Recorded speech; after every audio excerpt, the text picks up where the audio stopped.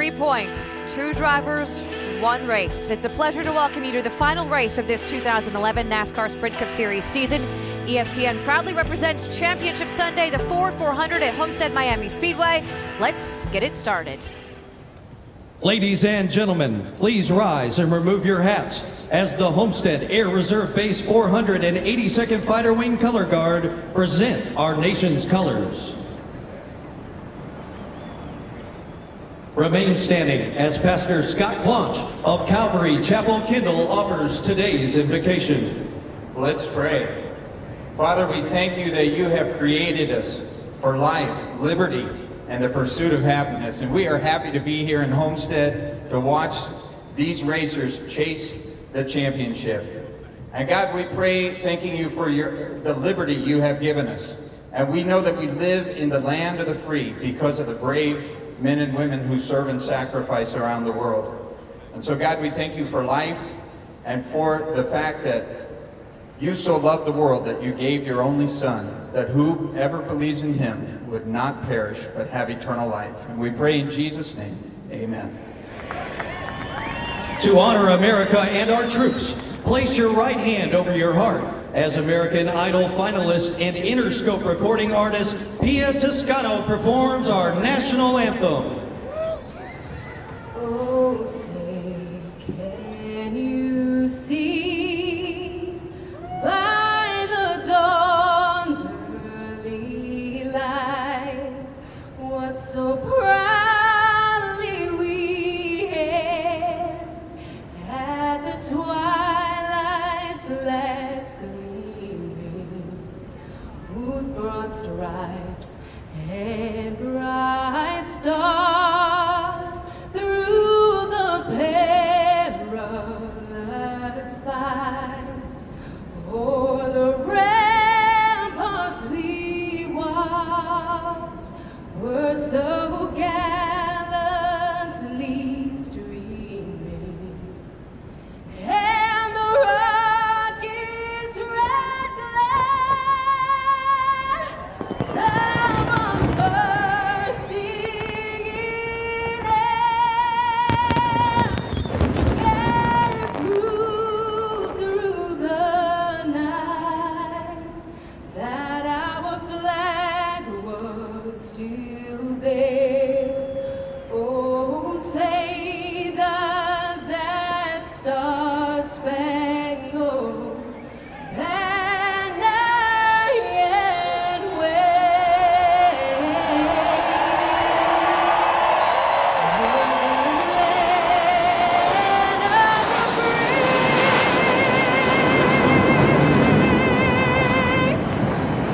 and the home of the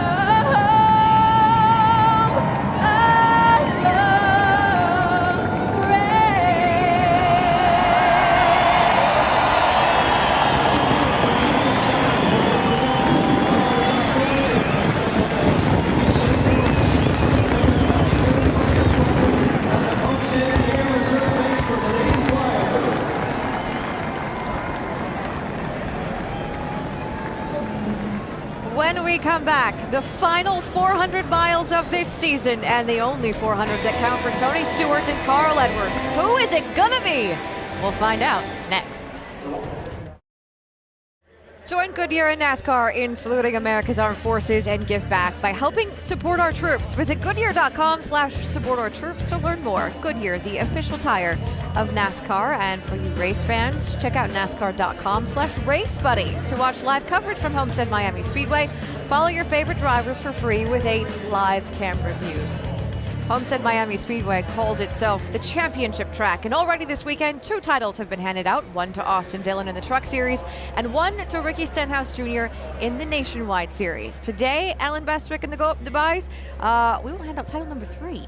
And we can't wait to see how this all turns out. Nicole, thank you. With champions Dale Jarrett and Andy Petrie, this championship will be decided among 2 drivers within the context of the broader race. There's 41 other guys going to be out there and all have their own agendas. Yeah, it's what makes our sport so unique, that there are other drivers here that want to go to victory lane. They know what's happening with the championship. But someone like Casey Kane, who just won last week, half of his wins, of his 12 wins, have come on mile-and-a-half tracks. Not yet here at Homestead. He could do that today. You have another driver like Greg Biffle, who has won here 3 times. He could be a factor in this race. They're mindful of what's happening with Carl Edwards and Tony Stewart, but they have agendas much like other drivers that haven't won this year that want to go to victory lane. Yeah, and with all this going on around these 2 drivers that are going head-to-head for this championship, they can't do it just by themselves. Those other guys are going to be out there. They have to race around, and there's trouble out there to be found. We saw Denny Hamlin come in here last year as the point leader, ran into trouble early, racing other cars, wasn't even racing Jimmy Johnson, gets in trouble, and this really hurt his chances of winning that championship last year, and Jimmy Johnson actually winning. Hamlin was the championship leader entering the final race until that happened to him early in the going. Also unique to NASCAR, every playing field, if you will, every racetrack is unique in its own way. And we've seen over the years that this Homestead Miami Speedway is a place where we can see some great racing. This is probably the raciest racetrack we go to. It's got, I mean, you can go all the way up to within inches of the wall. They're going to be flying up there. You're going to see cars running down on the line and below. It's good. It's one of the best tracks for actual on-track performance and competition I've ever seen. Yeah, the progressive banking is great. We're going to see these race cars 2, 3, and sometimes 4 wide today. And I'm going to use a word that we've heard Jimmy Johnson use. You're going to have to be committed to go around this racetrack the fastest way. That's right up next to the wall. And for these championship contenders, that could mean disaster if they drive it in a little too hard or just slip one time. Just some of the action from last night's NASCAR Nationwide Series finale here, where the guys were racing for the win right down to the final corners of the race. We can hope in this championship that we see Tony Stewart and Carl Edwards have a clean race and race to win the championship right through the final corner of the race. Yeah, that's exactly what you want to happen. You know, will all of that take place? That all remains to be seen. But these drivers have worked hard through 9 races, scoring the same number of points through these 9 races. Carl Edwards 3 points ahead, but they've got themselves in a position to make it all happen. I think these 2 drivers are going to duke it out for the win. It's going to be these 2 that you have to beat to win this race today, because Tony Stewart knows for him to win this championship, he has to win the race. That's what's in his mind, and I think if anybody else wins it today, they're going to have to beat those 2. Pressure on the pit crews, pressure on the crew chiefs today. You talked the other day here as we were discussing this race about almost feeling sick on the pit box at a race where you were trying to win a championship. Yeah, you try to act like it doesn't matter, but it does. You know this is a big day, and you try to treat it like any other race, but it is not any other race. This is a big, big day for both of these teams. Yeah, I think that's what's great about being the driver, is because even though you're going to be nervous, you're going to have to go work, and so you're doing something all the time. So these drivers are looking forward to getting in the car and putting all of the other things behind them. Anytime it's a big sporting event, it attracts celebrities of all kinds. Formula One star Jenson Button is here. NBA's Dwight Howard is here, among others. And a couple of other special dignitaries today. The First Lady, Michelle Obama, and Dr. Jill Biden, the Second Lady, here to show support to a group that supports our military, not just the NASCAR community, but a broader story. And they're also here to give the command to get the season finale underway and get this great race that shapes up to conclude a great championship fight going here at Homestead Miami Speedway. We can see how it all turns out. Dr. Jill Biden on the right, First Lady Michelle Obama on the left, and a huge crowd gathered here at Homestead Miami Speedway. They've been talking about it since last Sunday about this time. Now it's time to finally get this championship deciding race going. Race fans, joining us today is Sergeant Andrew Berry, who bravely served our nation as a sniper with the U.S. Army in Iraq and Afghanistan. Sergeant Berry heroically survived 2 bullets and 8 bomb blasts while deployed and returned to the U.S. to his wife and 4 sons. Since retiring in 2009, Sergeant Berry has found renewed purpose by serving at the Orlando Vet Center, where he is committed to supporting his fellow veterans. At this time, we now ask that all servicemen and women, veterans and military families stand to be recognized for your service to this country.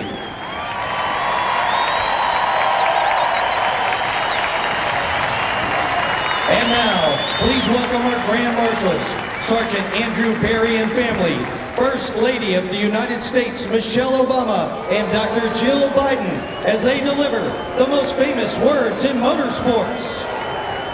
Gentlemen, start your engines. Crank it up.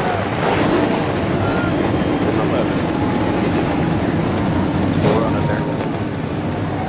10-4 from here. I'm going to go ahead and run these speed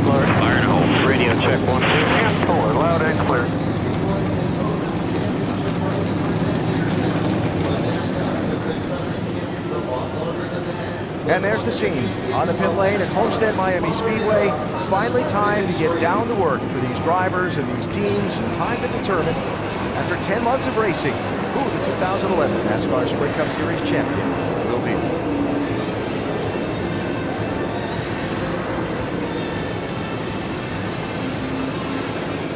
Starting lineup coming across the top of your screen, headed by championship leader Carl Edwards. His third pole, 2011, wins the award for most poles this season. Going to be a little while before you get back to his rival for the title, Tony Stewart. Stewart is back in the 8th row. Our ESPN in-race reporter allows us to talk to drivers in the heat of competition today. Both of the two championship contenders have agreed to talk with us in race. Carl Edwards on the right, Tony Stewart on the left. Let's start with Smoke. Tony Stewart, Dale Jarrett, ESPN. You have a copy? Hey, Tony, thanks for taking the time to talk with us today. Our first question comes from Mailbag. Rick in Fort Myers, Florida asks, you feel that your 4 wins in the chase and recent hot streak is more important today than what Carl has done here over the last few years? I definitely think so. I mean, you know in our sport how much technology changes so fast. What you run a year ago is no guarantee that that's going to work this time around. So, you know, we had a really good practice yesterday, and appreciative that NASCAR was able to fit us in the schedule with the rain that we had, how they got back in a corner on the rain Thursday or Friday. So I think what we got here is a pretty good race car today. We're real appreciative to Office Depot and Mobile One and Chevy and everybody that's done a good job making this happen for us. Tony, I've watched you a lot this week. You seem very relaxed and ready for this championship. Have your 2 previous championships kind of helped you get through this week a little better? Oh yeah, there's no doubt, man. This isn't our first day at the rodeo here, so we're ready to go. And you know, he's still trying to get that first, and we're trying to get the third one. So we've been here. We know the stresses and strains of it, and as you can see by all these guys walking down through here, we got a lot of support today. Well, you do that. Tony, again, thanks for taking the time to talk with us on a very important day. You have a great day, and we'll talk with you later on. Now, Andy's going to talk to your crew chief, Darian Grubb. All right, man, enjoy the ride with us. Hey, Darian Grubb, Andy Petrie in the booth. Do you have us? You're loud and clear. Hey, Darian, I know that you like to treat this just like any other race, but it's not. It's a big one. And I know you just probably talked to your crew. What kind of instructions did you give them for this one? We are treated just like any other race, which is a lot more at stake at the end. So we're going to go out there and do what we do best.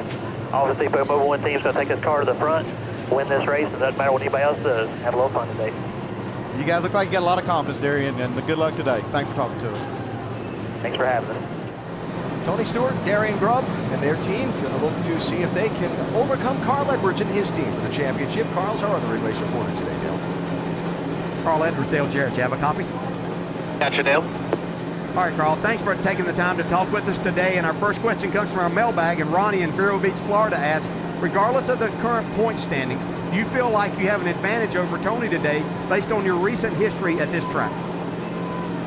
Well, I feel like we do. You know, I feel like we've got a really good advantage, a big advantage here, but, you know, anything can happen, and Tony's proven that he's been really, really good the last few weeks. And, you know, we don't discount him. We don't underestimate him. So we got to go out here, lead the most laps, win this race, and make this easy on ourselves. Carl, I know it's been a big week. Y'all have had time to talk about all of this, but can you kind of give us your emotions right now as you prepare for the biggest day of your career? I had a good view of the big screen up there, and I was watching all the past champions they were showing. I saw you up there, and it's just neat to be a part of something like this. And I'm really grateful. All the people who have helped me, all the people that are supported me back at home, everybody who let me drive the race cars, and I hope I can do well for them today and perform well for my family and everyone. So right now my emotions are, I'm really grateful, but we're about to get real competitive. All right, well, we know you're going to do that, and let us say that we're very appreciative of you taking the time to talk with us and talking with our fans here as you get ready for this big day. Good luck today. Now, Andy's going to talk to your crew chief, Bob Osborne. Thanks a lot, guys. I hope the show goes well. Hey, Bob Osborne, Andy Petrie in the booth. You have us? Sir, Andy, how you doing? Oh, pretty good, Bob. I want to ask you about your strategy today. Are you going to just put on blinders and do your own strategy, or will you key some of that off of what that 14 team does today? Well, for the most part, we're going to run our race. You know, we have to keep to what's got us this far in the season and do our best here, but definitely going to keep an eye on the 14 and see how things go there. Okay, you're getting down to business. Good luck today, and thanks for talking to us, Bob. Thank you, Andy. Anytime, buddy. Top 2 in the championship. We'll check in with them through the day. Our in-race reporters. This week's Gillette Pro Glide Profile focuses on drivers who've won the last race of the season while winning the championship. Some of the great names in NASCAR history, including a Jarrett and a Petty in there, by the way. Last time it happened was 1998. Skeptic or believer? I know your answer already. You said Tony Stewart's going to win the race and win the championship. Skeptic or believer? Carl or Tony's going to win this race and win the title in the process? I think you're going to see one of these guys win today. I think Tony Stewart is pretty determined on doing that, too. 400 miles ahead to find out. Our 8 high-definition onboard cameras today carried by the top 8 in the championship, accounting for the last 9 NASCAR Sprint Cup titles, and include, as you've already seen, Tony Stewart and Carl Edwards, the two who will decide this year's title between them. Pretty good group we've got cameras to ride along with here today. Roster you'd take on about any Sunday, wouldn't it?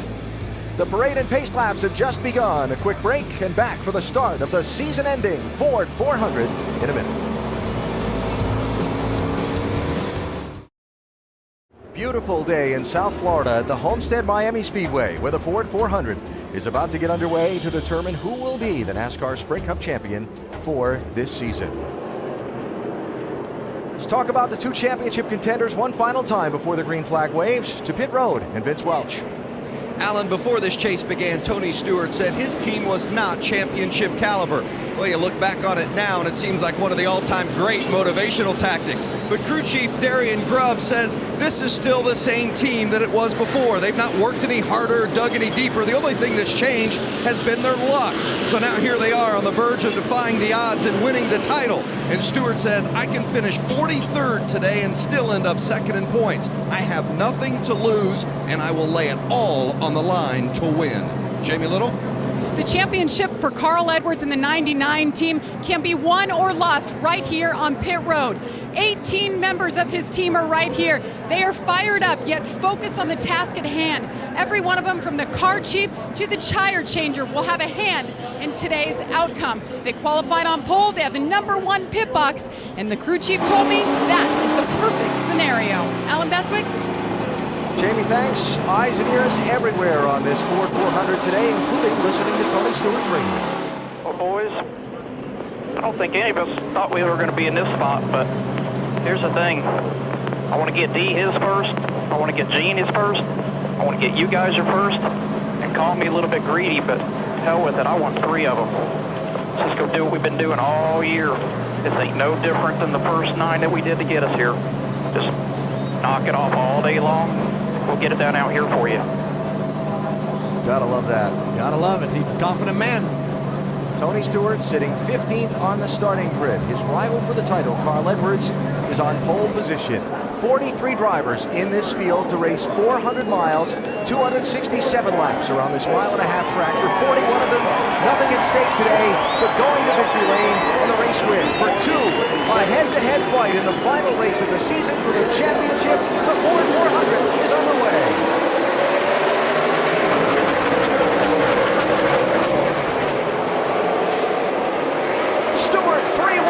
Turn 1 on the first lap.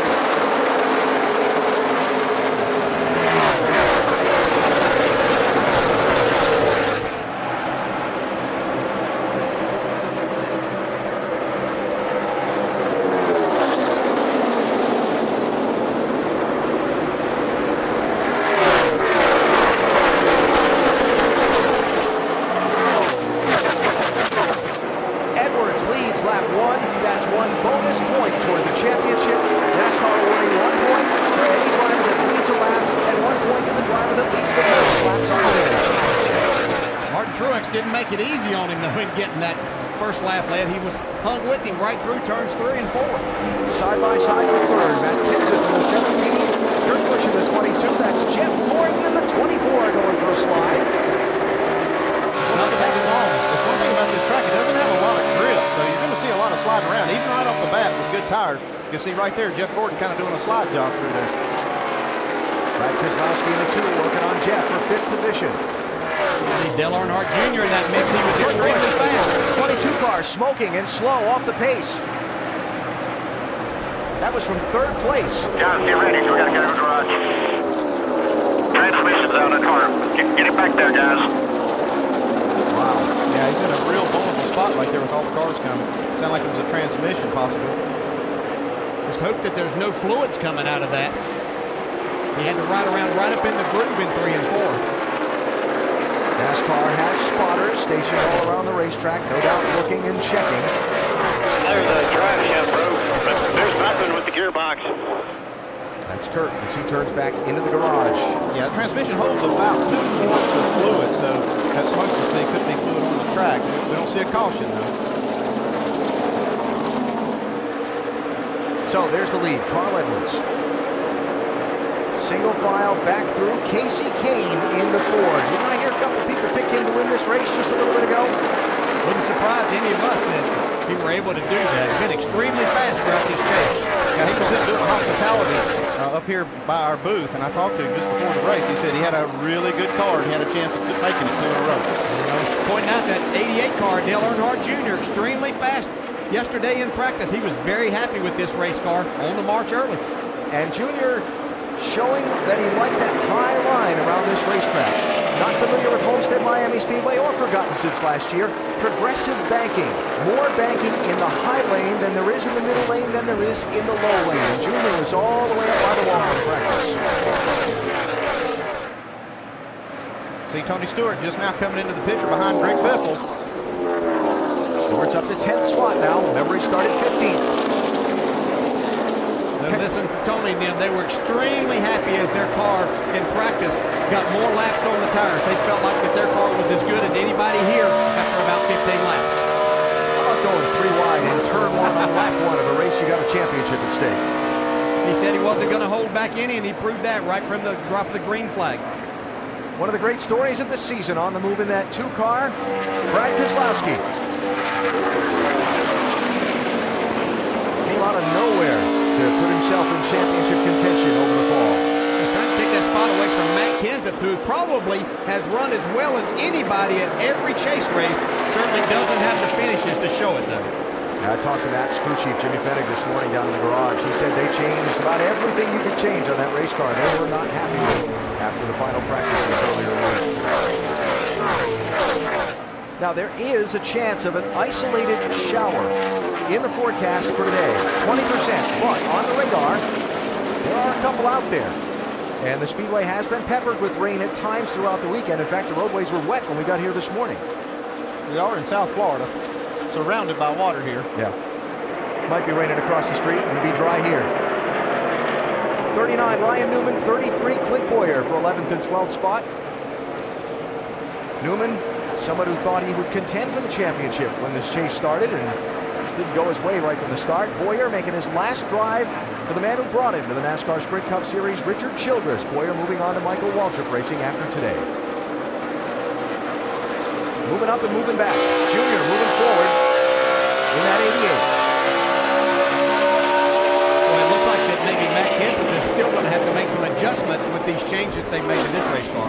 Yeah, he must have had a good qualifying lap, a good setup for a single lap. But right now, put some laps on the tires. Looks like his car's sliding around a little bit too much for him. You see Junior working that high lane. And when that high lane's working at a racetrack, nobody runs it better than Dale Earnhardt Jr. We've seen him utilize that as well as anyone. As long as he stays calm, you can see him giving himself a little bit of room right there. It just seems that sometimes throughout the race, he may get in a little bit of trouble when he tries to get a little bit of extra, and that's mostly getting into the corner too hard. And the danger when you slip a little bit when you run in that very high lane. Not much room for error there. That wall is right there. It gets you in a hurry. So early in the going, Tony Stewart has moved up to 10th position from 15th starting spot. Carl Edwards leading the race while Kurt Busch already back in the garage. It was just 3 laps into the race when this happened.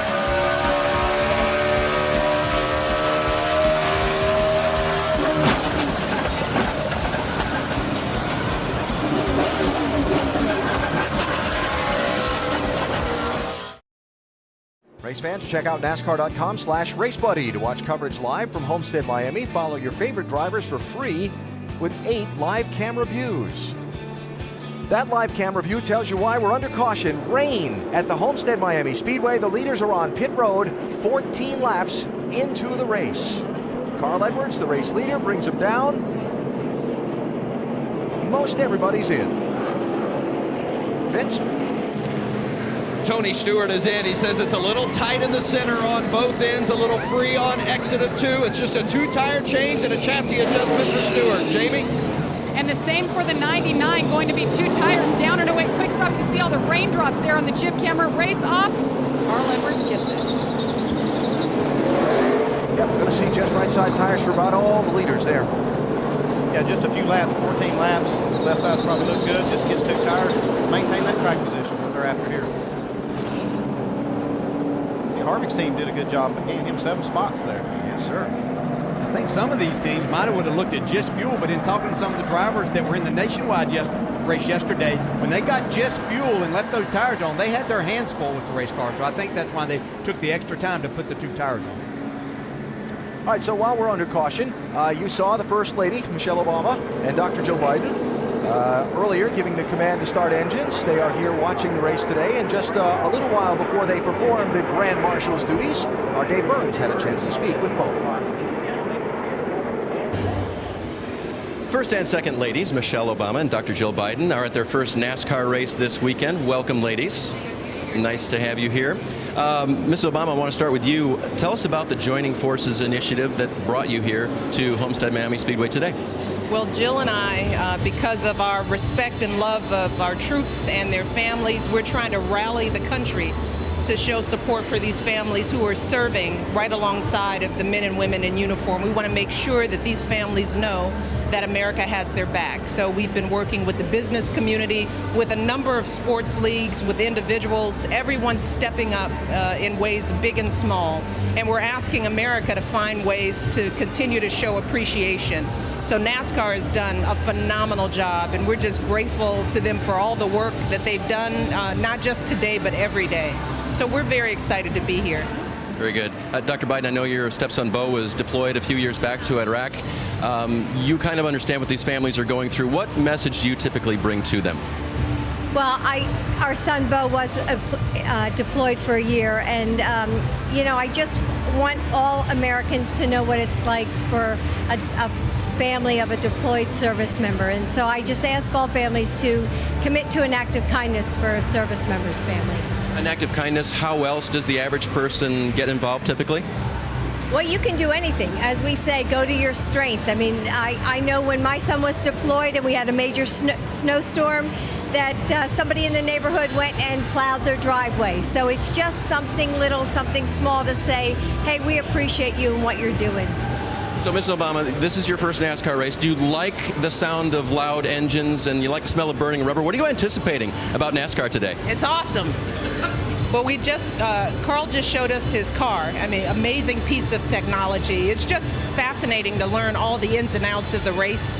You know, how he gets water, what the seat feels like, what is drafting all about. There's a huge science behind the race, so I'm excited. I got a little tutorial, so now we're going to see whether we actually understand it. But this is exciting. I mean, it's not just the race, but it's families together. I mean, the fact that all the NASCAR drivers have their families here, kids are all over the place. I mean, that's another reason why NASCAR is such a good spokesperson for military families, because they're appreciating families and the work that they do. These drivers are putting themselves out every race, so they understand that there are risks that go along with the work that they do, and their families are right there behind them. So we're pretty fired up about seeing what this is going to look like. It's so great that NASCAR invited thousands of military families to come here today to this big race. So this is really what Joining Forces is all about, and then communities just coming out to support our military families and then to support NASCAR.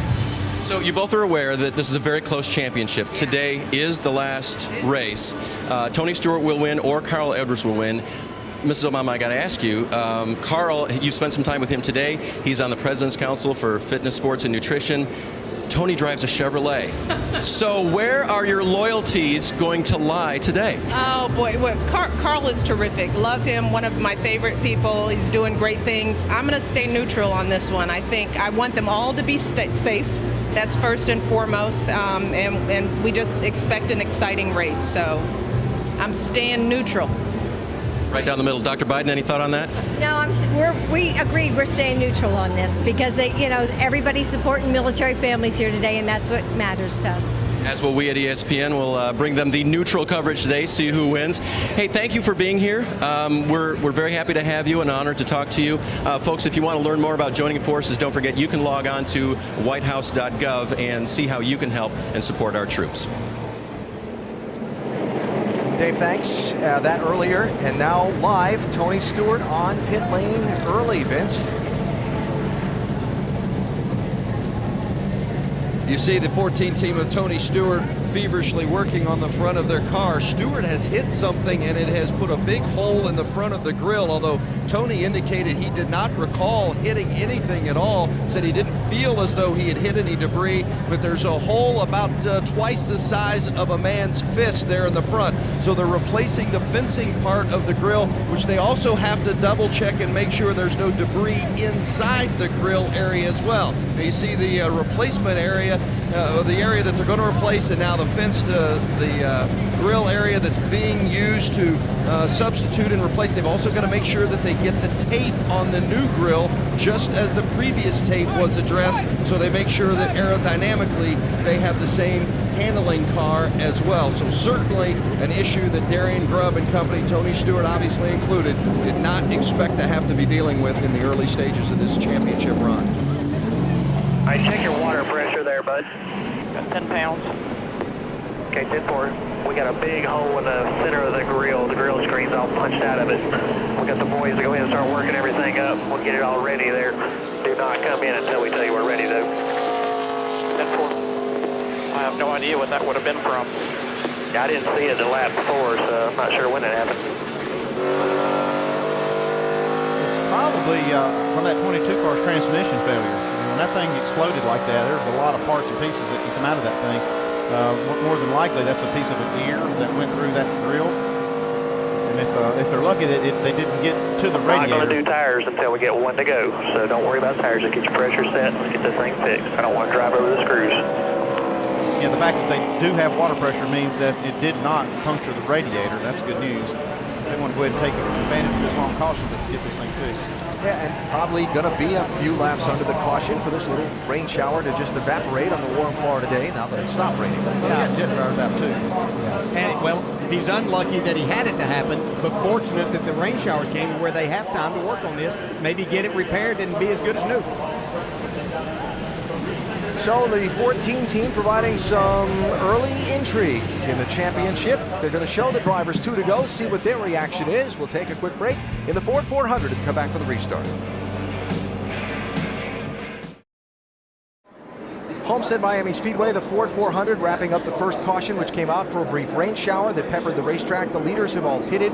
Carl Edwards has the lead as we get set for the restart. Tony Stewart has pitted twice for repairs to the nose grille of that car. He has rejoined the field. Stewart back in 40th place as we get set to go back at it. Yeah, he would have restarted 8th by that pit stop they just made if they hadn't had the damage to fix. It would be a tough battle for him right now. Lots of time still to make up ground though.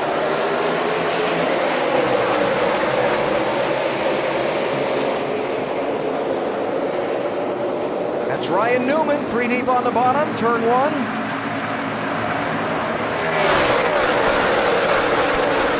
Had ideas that he wanted to go to the lead, but Martin Truex came flying back by to take the second spot back. Edwards 99, Truex 56 for the lead. Earnhardt Jr. a little wide. He's going to get challenged there on the bottom side of the corner. 42 car, Juan Pablo Montoya speeding on pit road, had to go to the back of the field. Tony Stewart trying to pick his way through some of the traffic. What Tony needs to do right now is not be too aggressive trying to get these spots back. Long race, you don't want to do any more damage than what you've already got here. Like he is being fairly conservative. And you just have to keep your eyes wide open right at this point as you try to work through this traffic, especially right after the restart. Cars all packed up together here. A lot of people racing hard. First sign of some smoke in front of you is going to be a big panic button, right? He's got a good spotter in Bob Jeffries. Bob does a good job of being able to keep an eye on what's going on up front, plus keep an eye on Tony. How do you know that? He was my spotter. personal endorsement there. So it's Edwards and Truex, 1 and 2. Earnhardt Jr. third, Newman fourth in that 39. Then for fifth, old 5-time Jimmy Johnson and Matt Kenseth. 48 car moving up. Yeah, we talked about guys that might possibly win this race today. Jimmy Johnson's never won at this racetrack. He'd like to change that here today. The question asked him by Dave Burns when we talked to him on NASCAR Countdown about the fact that he's come here trying to win a championship the last several years, and if he never really felt like he had the opportunity to race for the win. Well, he's got the opportunity today. It's hard to believe, and heard him say that he'd been down here. It's been since 2003 since he was not here with a chance to win the championship. It's pretty incredible. Jeff Gordon, 24. Casey Kane, 4. 7th and 8th. Talked to Jeff Gordon's crew chief, Alan Gustafson, this morning. He felt like they had a car that was a potential contender for the win. Looks like it right now. This car looks really good. And another guy that a lot of people talked about being a potential contender for the win, trying to get second place for Martin Truex there, is that 88 car, Dale Earnhardt Jr. I know Dale Earnhardt Jr. would like that outside lane, but I don't believe Truex is going to give it up. Now you see, Junior, what you fight down there is the track is really flat, and you can see you get extremely loose, but this car's handling pretty well right now, Doc. Indeed it is, DJ. In fact, Dale Jr. said, my car's as fast in race trim all weekend as it was in qualifying trim, and we qualified really well. The only issue, he can run the bottom, he can run the middle, but he wants to run the top, and you know the danger of running up into the wall. One mistake and you're going to bounce it off. Kuki said, please, we got such a good race car. This could be our day. You've got to keep it out of the concrete.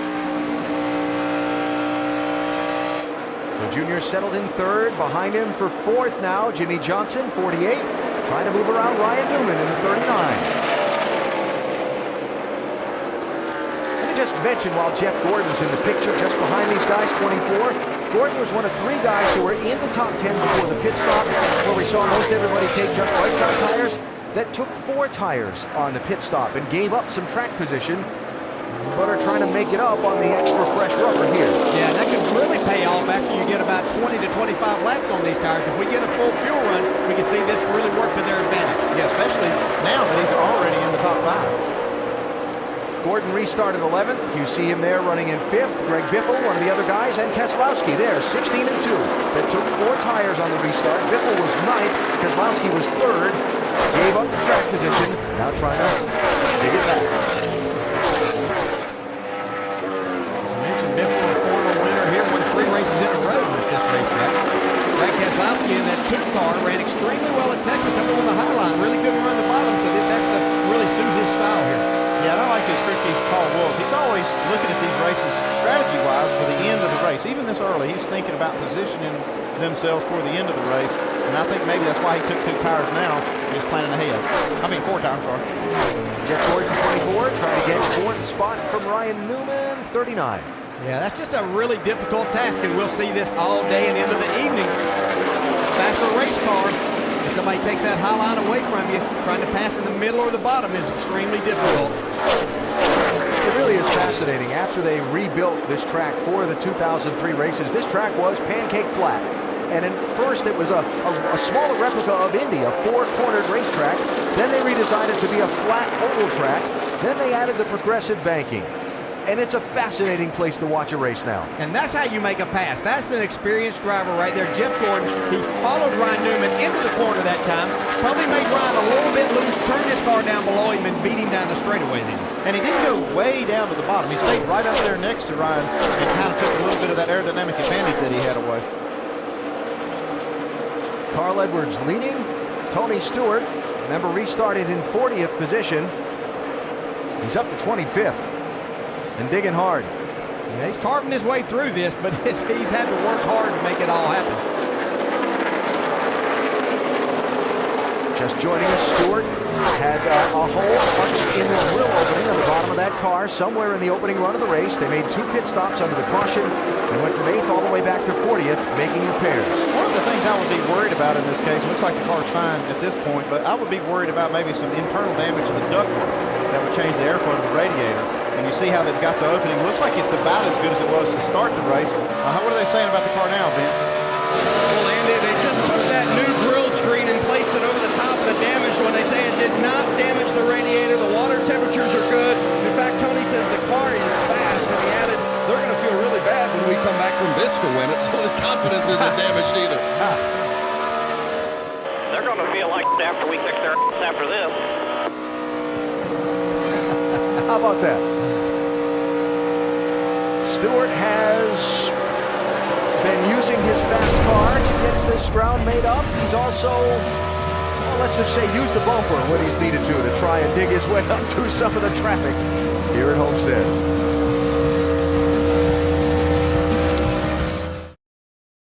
Cautions out for the second time, a Dave Blaney single car spin. Carl Edwards, the leader, brings the field down pit road. Doc?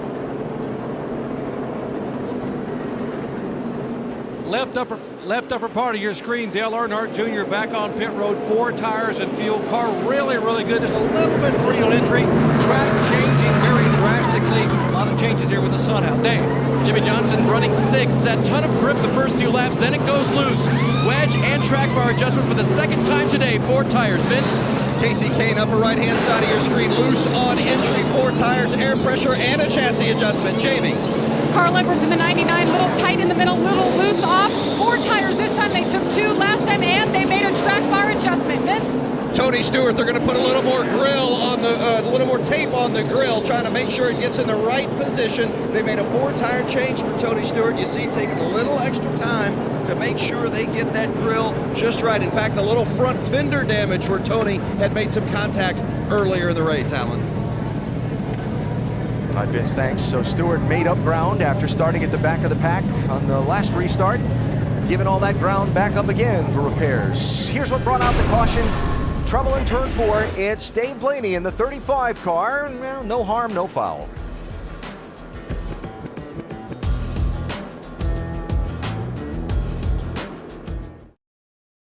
How about that? A little rainbow here in South Florida. Join Goodyear in saluting America's Armed Forces. Give back by helping support our troops. Visit Goodyear.com/support our troops to learn more.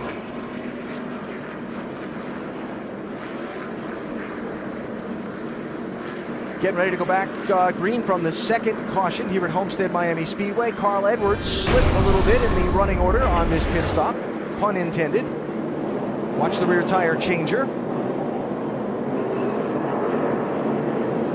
Whoop, slips in some fuel back there, spilled.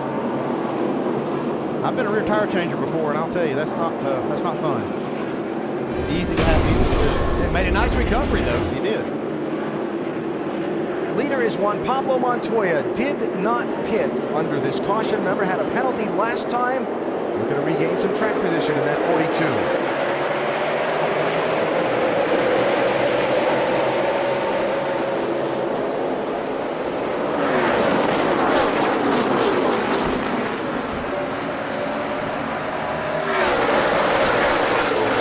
3 wide for the lead. Kevin Harvick, Brad Keselowski shuffling Montoya back. It's Keselowski to the point in the 2.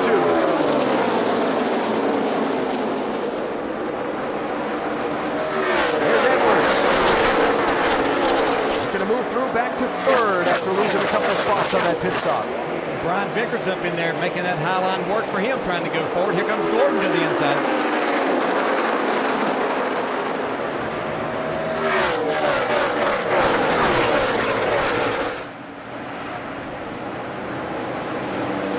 Ryan Newman down low, 3 wide. 39 car. And Denny Hamlin in the 11. That's a tight squeeze there. Wow. Look at the run that Truex gets too, right through the middle. And can he make it stick off the corner? He's got another car on the outside. He has to fall in behind Brian Vickers. Yeah, it's a little dicey here, huh? Oh, these guys are racing. That's what it's about. Last time of the year. Got a few months off from here. Get it all out of the way.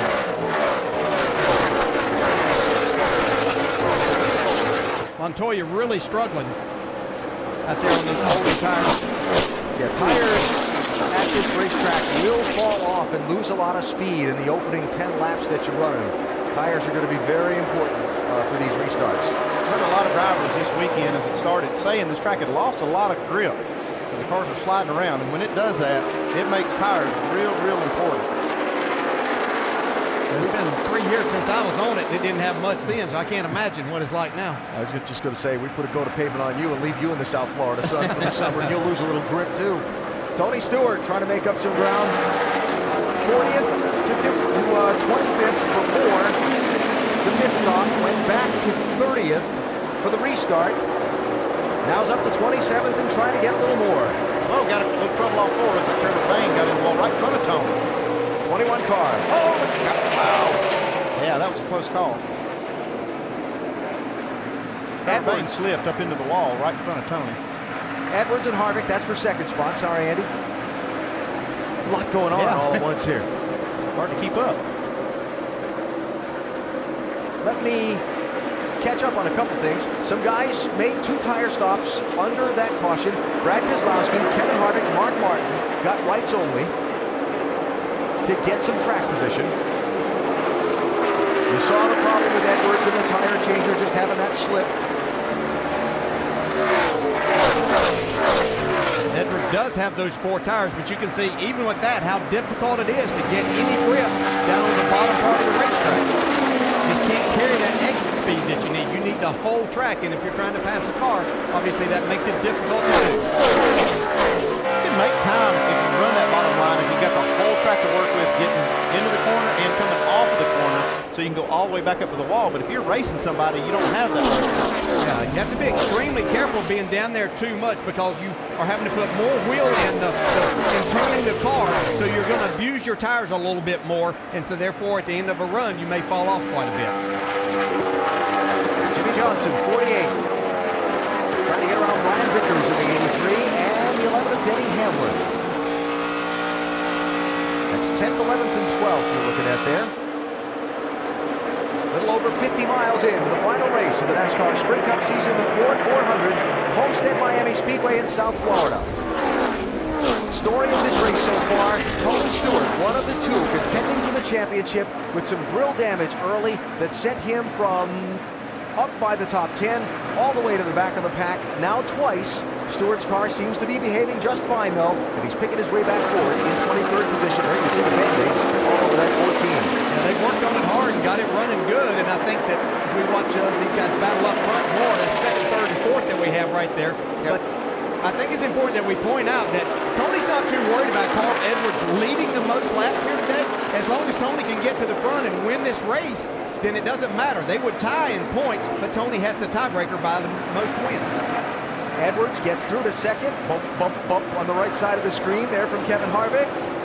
And as Harvick backs off to get his entry into turn 3, here comes Jeff Gordon to try and get 3rd in that 24.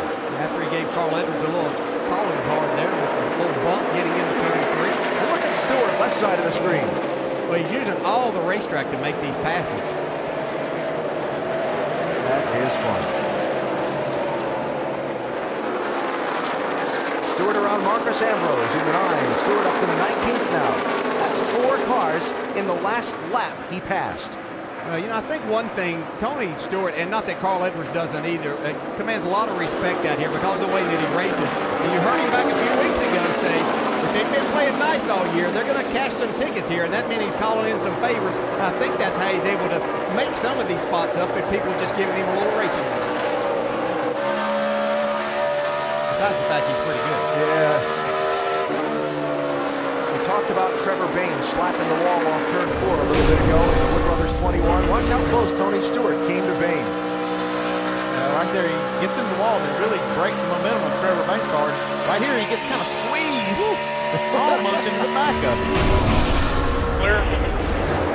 And for the lead, Carl Edwards, who has led most of the opening section of this race, goes by Brad Keselowski. We saw these 2 battle it out last night in the nationwide race.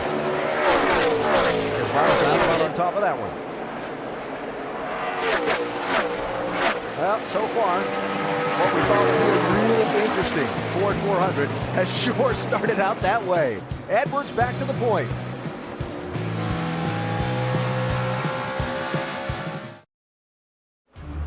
Championship weekend in South Florida. Homestead Miami Speedway billed itself as the championship track. Tony Stewart, Carl Edwards, separated by just 3 points in a rough start for Tony Stewart. Some scary racing, some close calls, and of course that damaged grill, but Stewart is now up to 17th on the racetrack. But Carl Edwards is your leader. Let's take an inside look at what's happening in the NASCAR Sprint Cup Series, brought to you by Sprints. Once upon a time, in November of 2009, Denny Hamlin started 38th. He went on to win the race. Today's biggest mover, front runner at least, is Carl Edwards, leading 39 laps. Let's get a closer look inside the NASCAR Sprint Cup Series with unlimited access to highlights, news, and more. Go to sprint.com/speed. Leadership, so important in this sort of situation for Tony Stewart. Yeah, and I think they're doing a great job. They did everything right, in my opinion. They repitted on lap 35. Stewart came in to refix the front of the car, the grill, to make sure it's a perfect fix. Also to fix a little damage on the front of that car. They got to keep this car handling well. Yeah. Right now, it looks like it's in great shape. They're 100% prepared. A lot of racing left, long way to go, and I love the way Tony Stewart has responded on the radio. Very calm demeanor, calming his crew. Just get the job done. I'll take care of everything on the racetrack. Up to 16th, and Alan, not bad for a driver and a crew chief who we don't know if they'll be together next season.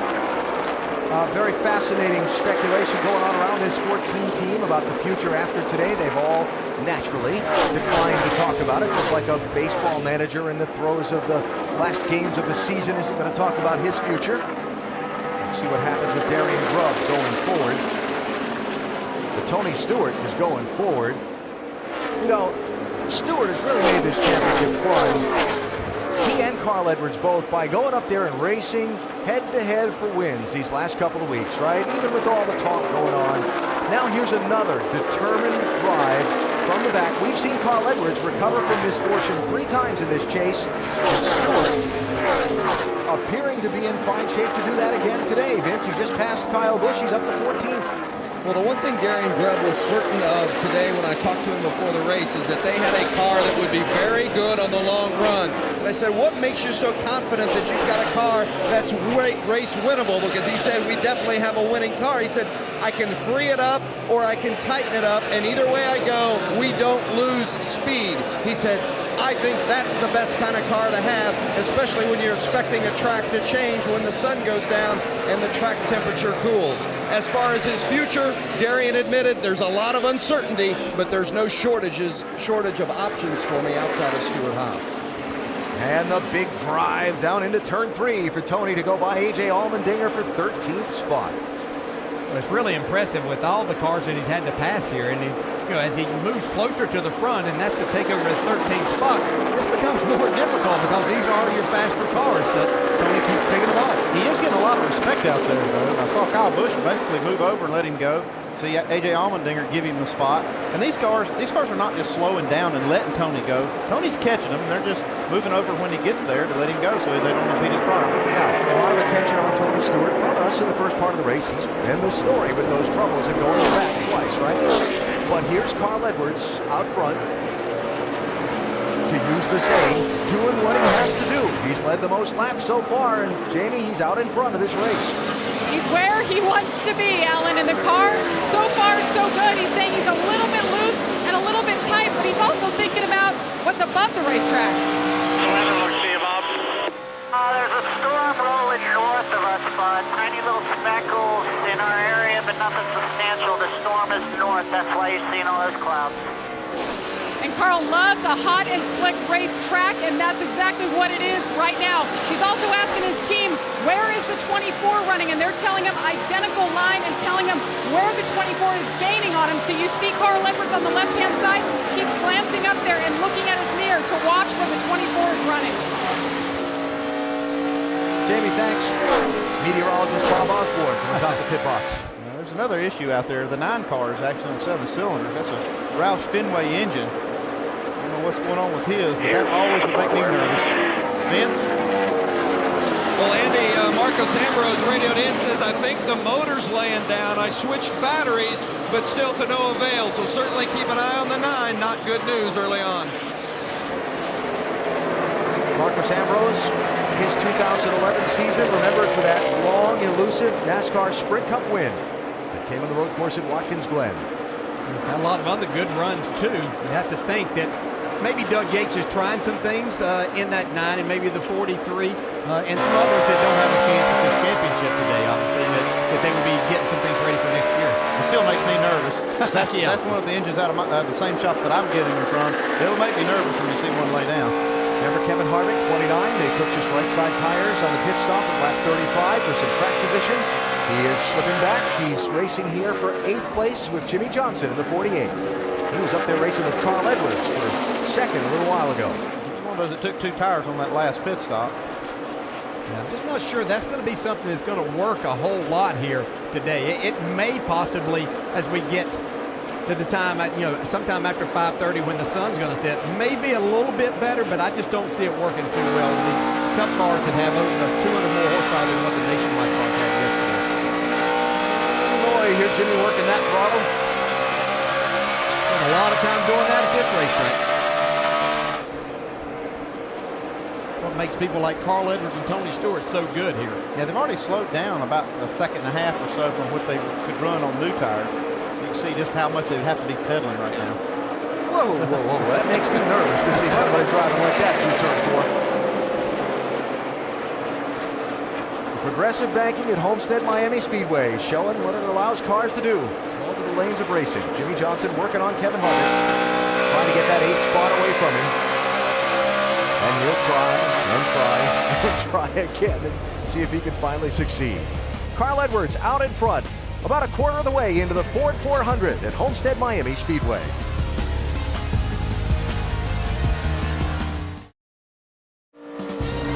Tomorrow on ESPN's Monday Night Football, Tom Brady and the first-place New England Patriots look to remain hot as they host Wayne Bowe and the Kansas City Chiefs, who are trying to stay alive in the wide-open AFC West. It's Chiefs-Patriots on ESPN's Monday Night Football at 8:30 Eastern, also available live on Watch ESPN. Coverage begins at 7 Eastern with Monday Night Countdown, served by Applebee's. Who thinks will win that one now? I got the Pats. Yeah, fair to say that you'll be in front of the TV tomorrow night? As a New England guy, yes. And, of course, got some great Monday night matchups upcoming as well. How about the Giants and the Saints? Oh, yeah. Favorite quarterbacks there. Yes, sir.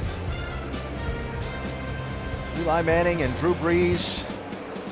Hard to figure some of these matchups out in the NFL sometimes these days.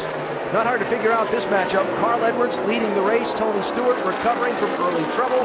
And the first real extended green flag run that we've had in the Ford 400 as we're just across 100 miles. Before we hit green flag pit stops, updates on some of the leaders as we go up to speed. Jamie? Well, Alan, as you documented, the 9 car is down a cylinder. Crew Chief Bob Osborne just told his driver, just keep your head up, be aware of it. And Carl said, what car is that? And they said the 9, so he's keeping that, filing it in the back of his head. Next pit stop, look for more wedge and an air pressure adjustment. Doc? And behind him, the 4-time champion, Jeff Gordon. He was the fastest Chevy in qualifying. He's the fastest Chevy in the race right now, running second. Jeff says the car, a little tight landing, a little bit loose off. They feel like they might have a good enough car to be a Hendrick has never won here at Homestead Miami Speedway. Jamie. Great day so far for Martin Truex Jr. Started on the front row, second, his best start here. His car right now, he says it's pretty darn good. The team has told him, you're the fastest thing out there. Keep doing what you're doing. Look for him to take 4 tires on this next stop.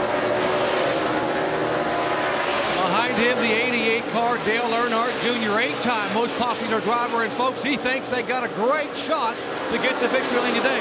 On the last pit stop, after the last pit stop, he said the car got very, very loose, very free in, very free off. And even as loose as the car is, he is still very fast, running back in 4th position. Now back behind him in 5th spot is Matt Kenseth, who won here at Homestead Miami back in 2007. Kenseth this morning said the car was terrible in practice, wouldn't do anything, would not respond, but made changes and moved it closer to the Carl Edwards setup. Now Kenseth has a pretty darn good race car. Alan? Doc, thanks. A couple of early takers in the exchange of green flag pit stops. Mark Martin has just been in. David Reagan is leaving pit road. Paul Menard is in, and you see Kevin Harvick and Clint Boyer making stops. Doc? Kevin Harvick third in the chase points and come on pit road now the last time and put right side tires on it. This time they're going to try to tighten the car up with a little free on entry, a little free on exit air pressure change and track bar. Dave. Clint Boyer gave up the 9th position. He said the car was too tight in the middle, too loose off. They made adjustments for that, Vince. Well, the 16 of Greg Biffle is in. They had some issues earlier in a long pit stop, had to come back around a second time. Says the car's a little loose off. They're going to go down one round on the track bar, 4 tires and fuel. Jamie? And Brad Keselowski getting the countdown into his pit box, the number 2 car. Says the car is pretty good. They took 2 on the last stop, right sides. Look for 4 this time. As his team watches, waits with a wrench in hand. There will be a chassis adjustment, Vince. Tony Stewart is in. Stewart says it's just a little bit too tight, so they asked to make an air pressure adjustment. They did that. Also made pulled a piece of tape off the front end as the water pressure was up just a little too high. Doc? Dale Earnhardt Jr., 4 tires. They make an air pressure adjustment. He said the car was very, very loose, very free. And now they will go and make a chassis adjustment on the left side. Earnhardt Jr., good race car. A little trouble with the left rear tire. A little time wasted there. Vince. The 4 car of Casey Kane been pretty good, but he says it's just not pivoting through the center nearly good enough. So they're going to put a spring rubber in the left rear. Also make a chassis adjustment on the right side. It's a 4-tire change and filling it up with Sunoco fuel for Casey Kane. Jamie? And the 99 is getting his call in all the way down that long drive, all the way into the number 1 pit box. Remember, the race, the championship can be won or lost right here. They must hit their marks. They go to work on the right side. Says he's a little bit free on throttle. They're going to do an air pressure adjustment, and you see the wrench right there, left side, that's wedged. That's what they did last time, and it helped this car come to life as they work on the left side. Hit all the lug nuts. They're solid. 13.1. Doc? And with Edwards on pit road, Jeff Gordon assumed the lead, and now he is on pit road. They'll make a 4-tire change for Jeff Gordon. Remember, he said he was tight on landing and loose off. They want to go with minor changes. Air pressure only so far, trying to top it off with Sunoco fuel. Gordon away. Out of investment. Matt Kenseth, Jimmy Johnson have not yet pitted in this green flag cycle. When they do, things will cycle back around. There is Kenseth slowing, turn 4, giving up the lead. Doc? Yeah, Matt Kenseth saying the car a little tightness and a little loose off of the turns. They have led a lap. That's why they wanted to stay out to get the bonus points for leading a lap. Right side chassis adjustment. Crew now scampering so far flawless on the pit stop. You want to be very careful not to make a mistake. Drop a lug nut. Clean the grill. Less than 13.5 seconds and Matt's away. Jimmy Johnson stayed on the track, lead a lap. Of course, Johnson never finished worse than 5th in the championship. Wants to make sure he finishes this day in the top 5 in points. He and Kenseth are kind of battling for that 5th spot in the points, so hope on that extra point. Down the pit road speed limit, 45 miles an hour. Down 1 route. And Chad Knaus calls out the adjustments to the crew, Dave. The condition was that he was tight in the middle of 3 and 4 only, loose when he's inside of the race cars. And DJ, you called it correctly. And talking to Chad Knaus this morning, he said we are racing for 5th. They entered the day just 2 points ahead of the 17 car of Matt Kenseth. They've been behind him so far. They need to get that car just a little bit better for Jimmy if he's going to meet their goal. Lengthy stop there. Yeah, rear tire change. It looked like he was a little slow in the right rear, especially. Another. All your gauges. Roush Fenway You're right Ford. there. I had both bins open. David Reagan, cautions out. And right to the garage. Marcus Ambrose turned into the garage just before the green flag pit stop started. That's 2 of those Roush H engines already that have let go. David Reagan was in 18th position during the cycle of the green flag stops. Stewart had driven himself all the way back up inside the top 10, 2/10. You can see this 6 car blowing up down the back straightaway. He was able to get down the access road. See, flames coming out of the bottom. Typically, that'll be an oil pan, a hole in the oil pan where a rod or a piston came through there. That's why you see that flame. So, Andy, at what point 2 of these Fords that all get their engines from the same place just gone to the garage? If you're Bob Osborne, Carl Edwards crew chief, at what point are you starting to get a little nervous? I'm sure he's a little nervous already. Is he past the point? Yeah, I know I would be. First car running behind leader Carl Edwards as the pace car is gathered up the field is Casey Mears in the 13. He's the Aaron's Lucky Dog free pass. First driver a lap down. Mears in 29th place will come around the pace car and get back on the lead lap. And you see a new sponsor on the side of that car. Some hopes that they're going to get quite a bit more help for that team next year. With Jimmy Johnson's pit stop, the cycle for all the leaders had just ended. So in a way, for a lot of these guys, the caution a help bunches them up to Carl Edwards. See if we get any takers on pit road here. Some of the cars that pitted early, like I'm trying to think if it was Harvick. You see, here comes the 33 car Boyer. Some of those that pitted early might want to come on, and some of the guys that are back in the pack. Clint Boyer was in 7th place and the first one to make the move to pit road.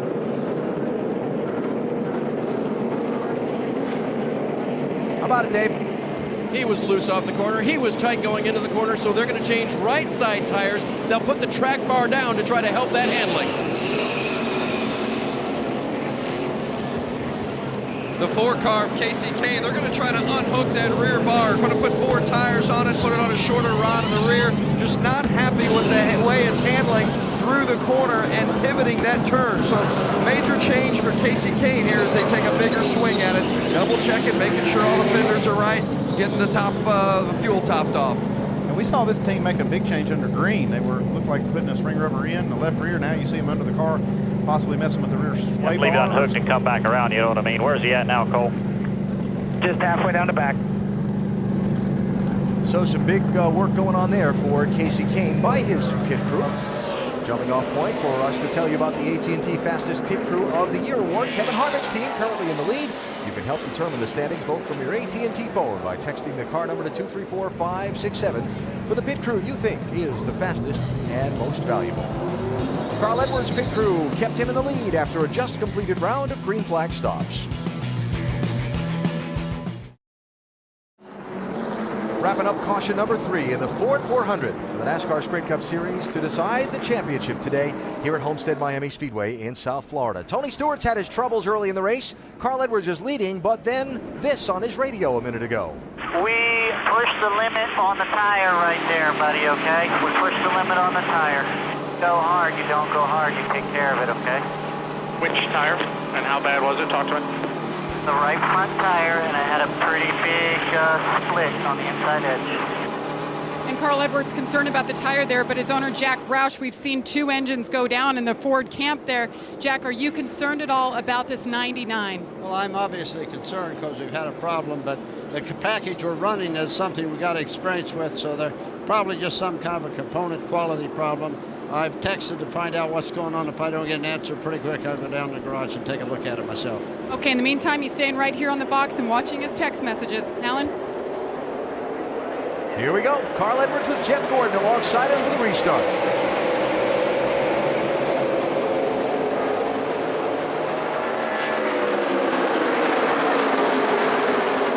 Oh, Tony Stewart.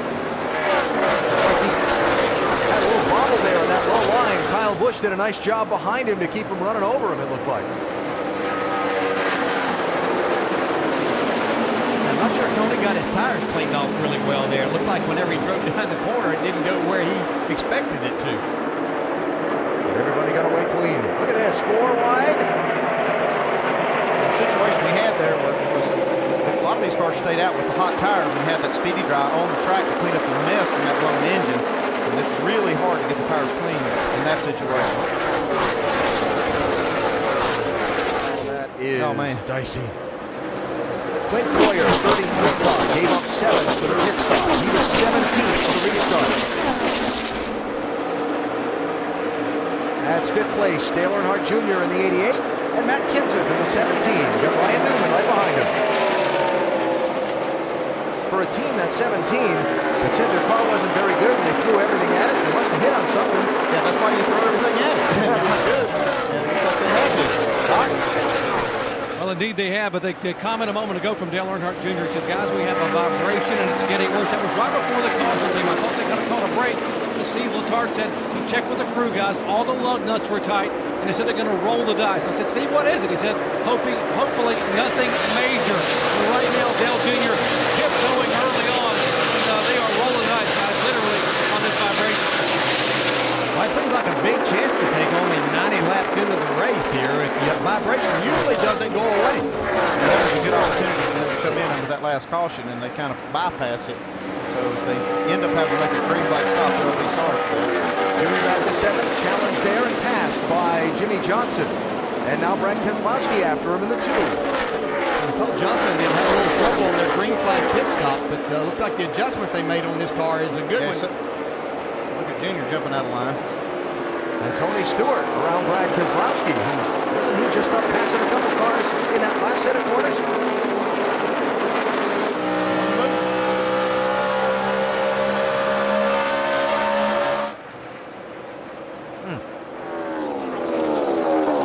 A lot of things going on here. Guys on different tire schedules. Sun beginning to set. Sets at 5:30 Eastern time, about an hour away. There is some overcast now. Track temperature changing. Conditions changing. Drivers, in some cases, finding out by feel at 170-something miles an hour whether their cars are agreeing with these current conditions or not. He's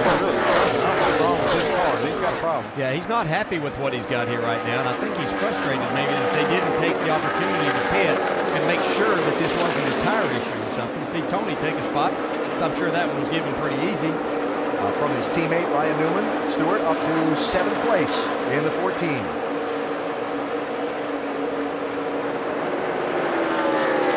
As Tony Stewart has been picking his way back from the back of the pack following his earlier troubles, we caught this on his radio. Where are we at in this contest? I don't even know why we qualified. This is a lot more fun to watch. Hell, it's a lot more fun to race. Oh yes, this is not over. He had lost any confidence so far. Unfortunately, they're not giving any points away today for how many cars you pass, or he'd be way ahead in that game. Tony Stewart, the highest he's been in the race so far, 7th place. He's going to find these next spots a little more difficult to take away, and especially when he gets up there to that guy that he's battling for the championship. Carl Edwards has set sail all day here. But you know, in an era of parity, and that, you know, how many racetracks do we talk about where everybody's running the same lap time, right? How many cars has Tony Stewart passed today? He's obviously got a really, really good machine underneath him. He's got that, and it's fun to watch these drivers that have that and that talent to be able to go. We talk about, we see them slide these cars around, and not everybody can do that, but we're seeing these top guys up there doing it today. Stewart up to 7th behind Carl Edwards, who has led the most laps so far in this race and continues to lead the Ford 400.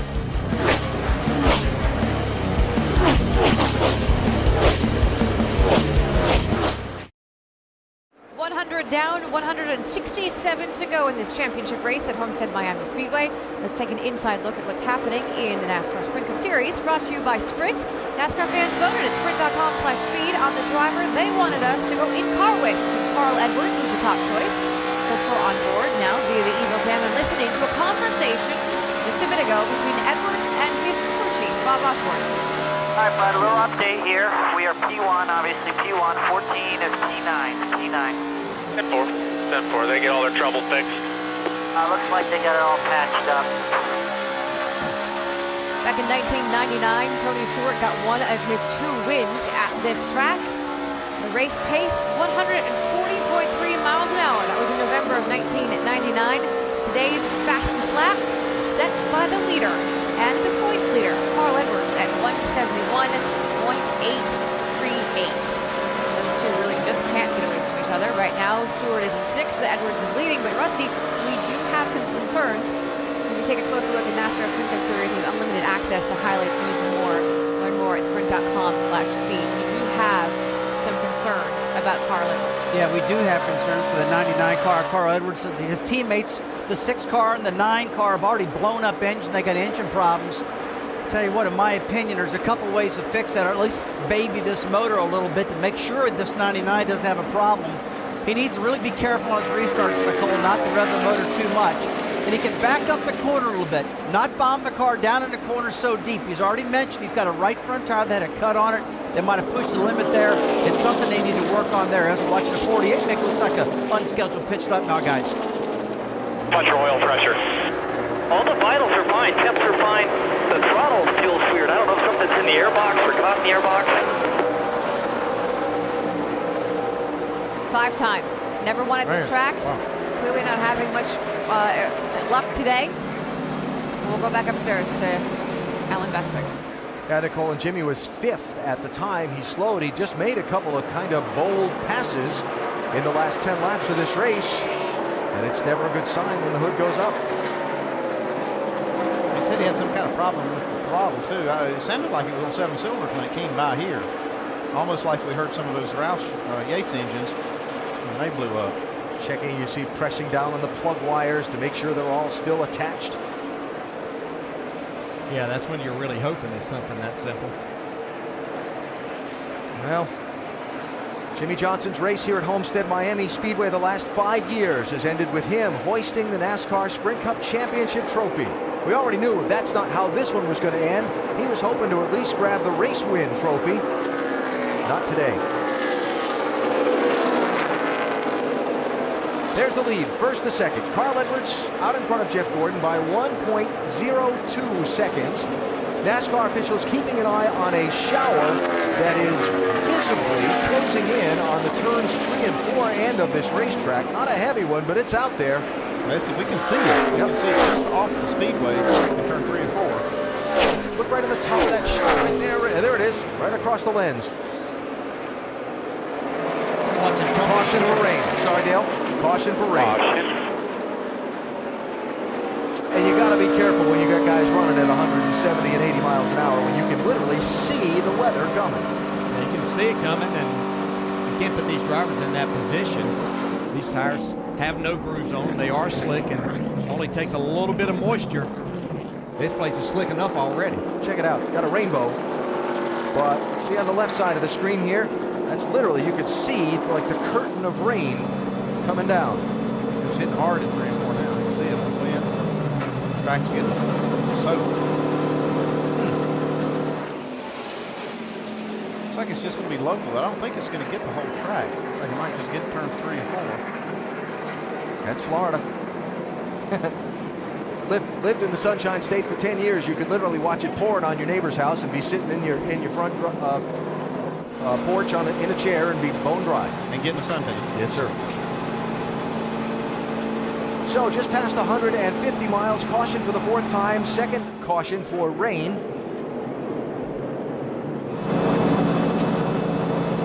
And that rain beginning to move across the speedway from turns 3 and 4 to turns 1 and 2. Jack Roush has been busy back in the garage area in this little last while, Dave.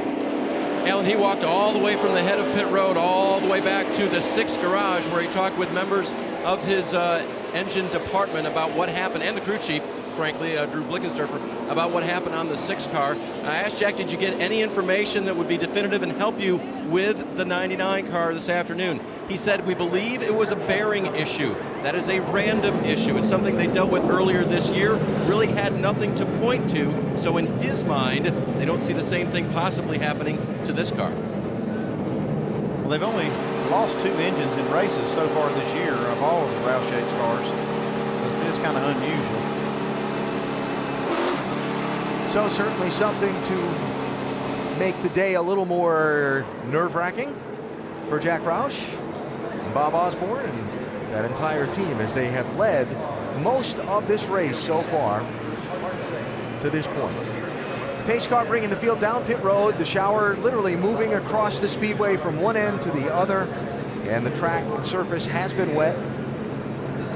And so the field will be brought down the pit road, cars shut down, and car covers placed on them, and already the jet dryers have been sent out onto the speedway. That's how quickly we expect the shower to pass, and the racetrack to take up some of that Florida sunshine and drive back out. The bad thing is it's traveling exactly across the track, and it's probably no bigger than the track itself, but it's going to get the whole track. Jimmie Johnson sitting on pit road, Dave. Yep, we are witness to that passing over the whole track, by the way. They have changed ignition boxes, both of them on that 48 car. Jimmy saying it did not fix the problem, he refired it. And then Chad said, well, let's change carburetors. Let's change spark plug wires. Let's just change stuff. They're going through the entire checklist, trying to find out why the 48 engine is missing right now. A lot of speculation about the future of Chad Knaus with this 48 race team past the end of this season. Team saying today there was no question in their mind. And in fact, Jimmie Johnson talking earlier in the weekend in his press conference here at the racetrack that Chad and he had already been in meetings about next season, how to get better at what their deficiencies were this year and go about trying to get back to championship caliber racing again. I'm sure that took away some real hopes that some others had that they might be splitting up. That wasn't welcome news when they found out Chad was coming back, because they are definitely a powerful group right there with the two leaders, Chad Knaus and Jimmie Johnson on this team. Butch Cassidy and Sundance. Give me some other good pairings here that we might throw as Chad Knaus and Jimmie Johnson. I don't know, Spider-Man and Superman. Come on, help me out here. Talk myself I'm going to stay within the sport. How about Jeff Gordon and Ray Evernham? There you go. Talk myself into a corner there, didn't I?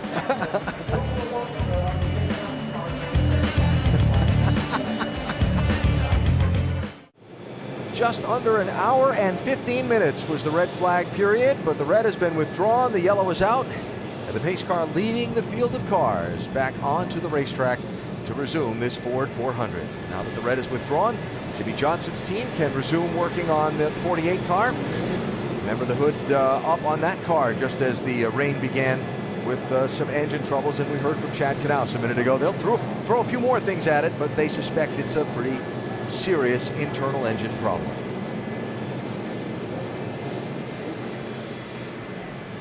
As we get set to cross halfway in this Ford 400 for the NASCAR Sprint Cup Series, the race that'll decide who's champion.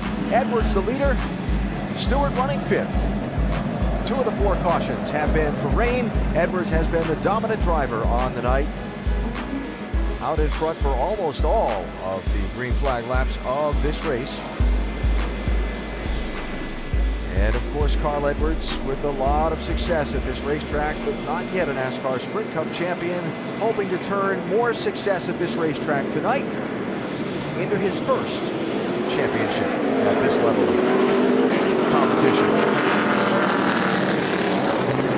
And certainly his sponsor and manufacturer supporter would really enjoy that if it came in the Ford 400. Well, that was an eventful day when Kurt Busch won that. He had a right front tire to come completely off. He made it down pit road and still managed to win the championship.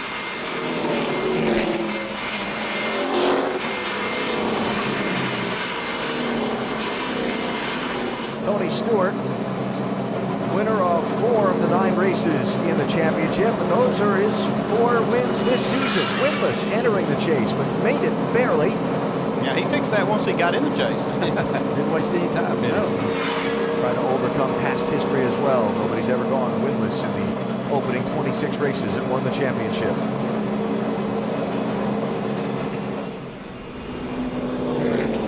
There are a couple of cars making pit stops before the pit lane is open. They'll have to go to the back of the pack when we go back racing, but we've heard in a lot of the interviews we've done under the rain delay some people with some pretty serious work to do on a couple of these race cars. Yeah, we know Casey Kane was talking about they needed to come in and make a major change, but we see Trevor Bayne also in there, and he was all the way up to 11th. So it's kind of surprising to see him on the pit road before the pit road opens, because they'll have to go to the rear. They're still working on Jimmy's car, trying to diagnose this problem. It looks pretty grim, but they're going to keep working on it and see if they can figure it out. And NASCAR continuing to work on drying the racetrack a little bit before they'll open the pit lane. They've also got some of the jet dryers on the pit lane coming counter to the flow of the race cars on the pit lane to try and dry that up before you put race cars. I mean, think about it. A race car is still doing 45 miles an hour on that pit lane. You don't want to do it with a treadless tire on a damp surface. Yeah, and they weren't able to do any track drying on pit road with the cars sitting there. So get them out on the track and they let the drivers come up and down pit road. Then they'll have a safe pit road for everybody. And there are those jet dryers working backwards up the pit lane, and that's why the pit road remains closed at this point. Pit crew's ready to go to work in just a moment. Give us a minute to tell you about the AT&T Fastest Pit Crew of the Year award. Fastest pit crew determined by the winner of each race, the fastest pit time, and you, the fans, vote. Kevin Harvick's team will win the AT&T Fastest Pit Crew of the Year award. Congratulations to them, and thanks to you for participating. Yeah, congratulations to all the Richard Childress team over there. Good job, guys. Yeah, they were a big part of getting Kevin Harvick in this chase, and having a great opportunity to win a championship. Just had a few bad breaks along the way, but nothing that they did. They did a fantastic job. Can't win the championship tonight, but could win the race. Harvick running in 3rd position, shutting it off and coasting. I don't know why. They're getting ready to make a pit stop, fill it up with fuel, unless they feel like they're about to run out now. Not knowing exactly how many laps they'll run under the caution here before they open pit road. Yeah, and pit road's going to be closed for a few more laps. What's Carl doing? Giving the back of that pace vehicle a bump. So while it's going to be a couple of more laps before they open things up, how about a chance to talk to our in-race reporters for the day? Hey, Carl, Dale Jarrett, ESPN. You have a copy? Thank you, Dale. Carl, you were in the nationwide race, which was under the lights last night. Did being in that race going to help you to know kind of what adjustments you may need to make to your car here? Yeah, I think it helped me a little bit. Mike Beam and the guys on the Fastenal Mustang compared notes with Bob, and I think it could help. You know, it was a nice little intermission too. Got some popcorn and got to hang out with the family a little bit. This will be pretty fun. Well, you've been extremely fast all day. You said coming here that this was your best racetrack. Nothing so far to tell anybody any different, right? Yeah, we've been really fast. You know, the track is going to change though, and Bob and the guys know that we can't rest on what we've done so far. We've just got to go out, adjust this amp-like fusion, keep running hard, and you know, and just win this thing. Okay, Carl, thanks for talking. Good luck the rest of the race. Thanks a lot. While Carl has led most of the laps today, Tony Stewart has passed some 49 cars after his early trouble to get up to 5th. Tony Stewart, Dale Jarrett, the ESPN. You have a copy? Yeah, bud, where you been? Well, just hanging out, watching you walk up and down pit road. Looks like you're still pretty loose, buddy. I should be. We passed about 85 cars already today, so it's not exactly how we had it planned, but you know, we're back in the top 5 now, and that's something I'm pretty proud of. These guys on this Office Depot Mobile One team have done a great job. They've been doing a great job of leading them and keeping them calm. All right, Tony, thanks for talking. Good luck the rest of the race, buddy. All right, man, thanks. All right, bud, pit road. There's the word from Darian Grubb before I even said it. Pit road's open this time by. Another chance for the crews to go to work here. Stop's going to be with 154 laps to go. It is Edwards, Gordon, Harvick, Truex, Stewart, your top 5. Doc? And the track has cooled off. Rubber's washed away. They think it's going to be a little bit freer. They're going to put a half around in the left rear for Jeff Gordon. He said, by the way, I think we're going to be really good now with the track. Kevin Harvick below him pitting right side tires on his Chevy. He's been tight in the middle. This track change should help him. Spence. Upper right-hand portion of your screen, Tony Stewart. Crew Chief Darian Grubb said, I don't want to make major changes because we're not sure what the track will do, so they'll just make a slight air pressure adjustment. Jamie? Carl Edwards, too, said that it's going to get freer. 4 tires and another wedge adjustment. It's been the same adjustment in that left rear all night long. They continue to work, wipe the grill. Down and away, 14.5, a little bit longer. Jeff Gordon wins the race off pit road. Actually, it's Kevin Harvick. Yeah, it is, Jamie, because they took just right side tires on that 29 car. That's just interesting. Yeah, it is. I question that call. Surprising, a lot of laps they got. Plus the car sitting there, the air pressure goes way down. You're really not sure where that's at. Yeah, I'd rather have 4 new tires on it right there. I don't know what that call was for, but you probably just want to try to see what their car will do with clean air on the front. A couple of other quick stories to follow up on. There's Jimmy Johnson back on the track, Dave. Yes, he is, Alan. Apparently it was the carburetor during when the caution flag came back out. They replaced the carburetor. They fired it up, and Jimmy radioed in. It's running right. They also very carefully, while the guys were under the hood, changed 4 tires and sent him back out there. So not all lost for today. And if internally everything is okay, I guess that's the other question. The carburetor did help, but there still may be some internal issues. We'll keep an eye on it. Okay, Dave, thanks. But as you saw a second ago, Jimmy Johnson 5 laps down in 36th place. They'll be looking to take some wave rounds when they can, if they can. If everything's fixed. Greg Biffle stayed out to lead a lap, now comes down the pit lane in that 16 car. Yeah, it looks like they're doing some work on the front end of the car, and that's probably why they stayed out to lead the lap and come in and do this work, because they knew they were going to give up all their track position anyway. Greg Biffle in a battle for that 13th spot in the points.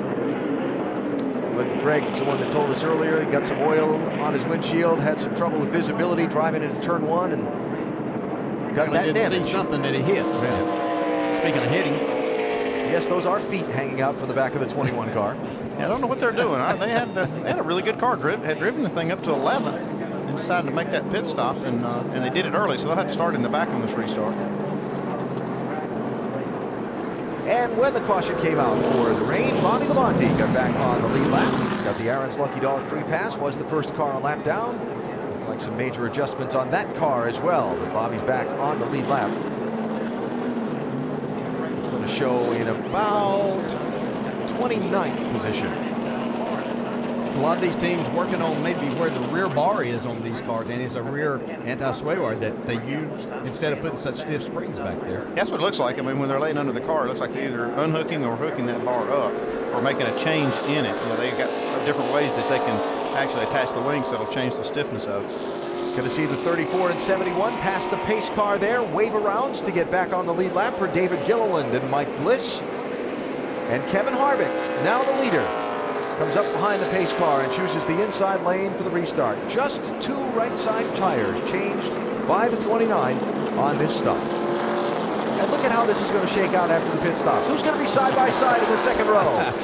Well, we had to know that was going to happen here shortly. How about it? Strategy on the 29, Doc. Let's find out why, Gil Martin, why the 2 tires stop when everyone else, almost everyone took 4. Well, I mean, with the Budweiser Chevrolet has been pretty good tonight. We just decided we'd try it now to see how it's going to work out for later. If it doesn't pan out for us, we'll see how it is at night. But I'd rather try it now than do it later and it mess up. So we'll see how it works out. A lot of laps to go. Okay, little experiment early here. 2 tires only for Kevin Harvick, puts him up front. Doc, thanks. 31 cars on the lead lap. We're just shy of halfway in the Ford 400. Final race of the NASCAR Sprint Cup season to decide the championship. Not with us earlier, Tony Stewart had early troubles, went all the way back to 40th. Now he's all the way up alongside his rival for the title, the man who's dominated and led most of the laps in this race, Carl Edwards. A lot of racing to go, transition in track conditions, and probably a little transition in intensity here on this restart too, as we get back to racing here in South Florida.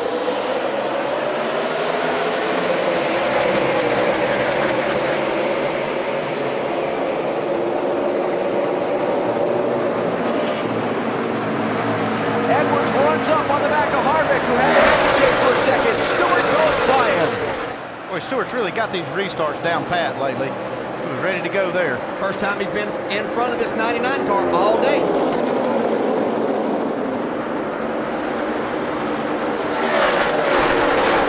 Three wide.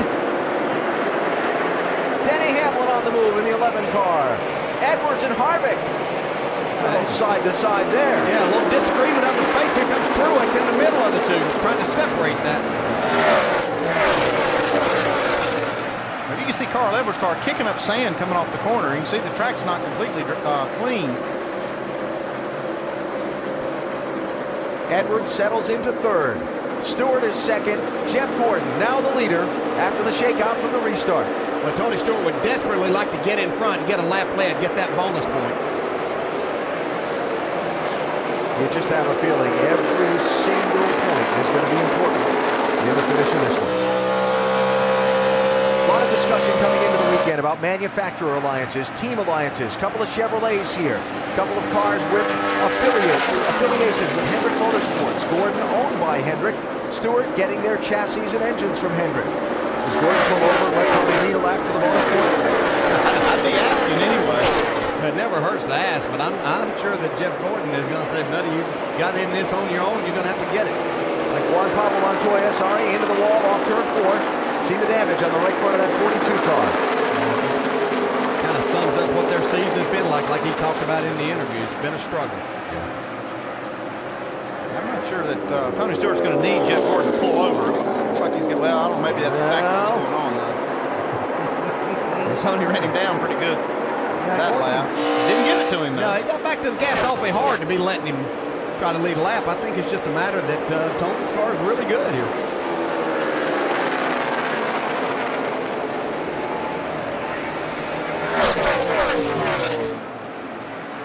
Stewart trying the lower lane, Gordon running the higher lane. While they run this way, let's go back and give you another look at what happened to Juan Pablo Montoya, who was running 10th at the time. Oh man, he really got out of shape. Hit the concrete part of that wall. Brad Keselowski right behind him in that blue 2 car. Yeah, did a nice job of checking up, and that happens. It's tough to miss that. 42 is on pit road.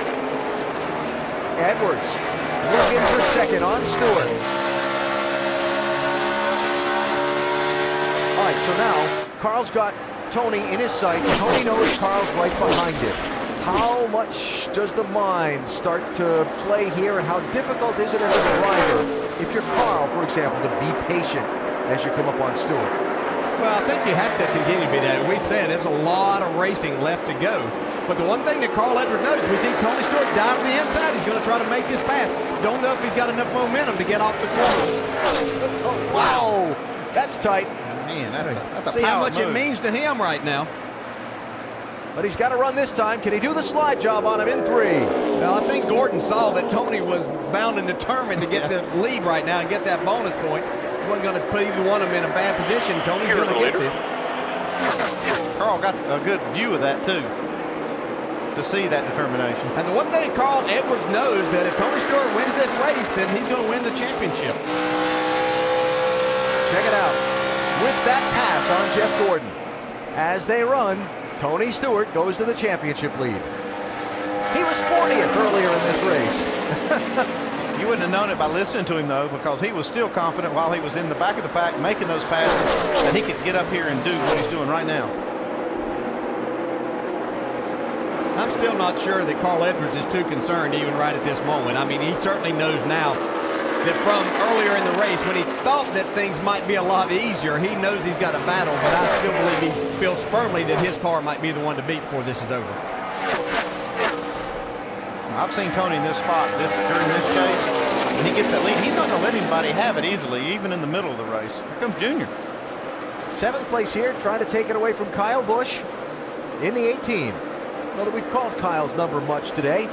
A Toyota Racing Development engine under the hood of this 18 after they had 2 engine failures at Phoenix last week.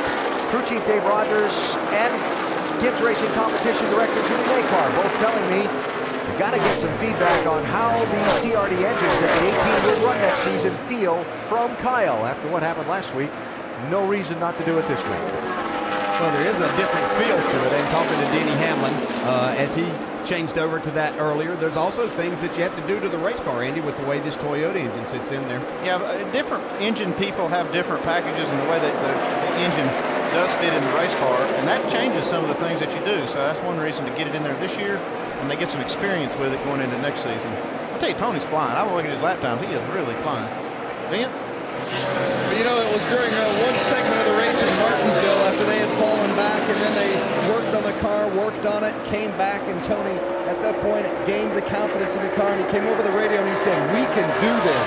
Since then, it's been the motto. Ever since then, the confidence of this team has been sky high. We've heard it from Tony all week long. We heard it during the rain delay, and nothing has changed. They've got a good race car. Tony hasn't complained about it at all since we came back from the rain delay. And Vince, the fact that Stewart can't lose any ground in the championship, the worst he can do is second, has certainly played into his attitude and approach to this final race. We can't lose anything. I mean, we only have the championship to gain, so it's a pretty cool way to go into the weekend, knowing that we can just let it all hang out and go for it. You know, we don't have to play cautious. If you think about it for Stewart, and he said this earlier in the week in the press conference, they kind of didn't expect to be in this position with the way that they just barely got into this championship chase. And here they are now, knowing they can't finish any worse than second in points. Why not?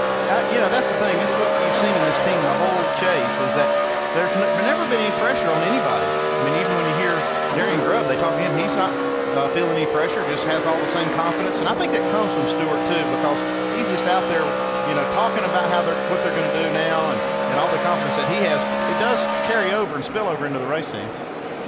Stewart, a little gap on second place Jeff Gordon, who's got a rearview mirror full of Carl Edwards in that 99 car. Maybe not for long.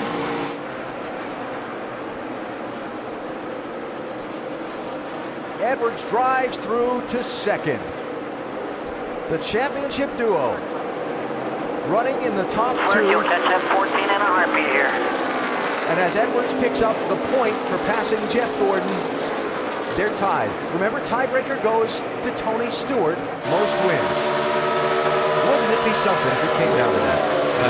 And we don't expect any less. I mean, these two drivers and team have shown us they're the very best. They were the ones ready for this 10-race chase.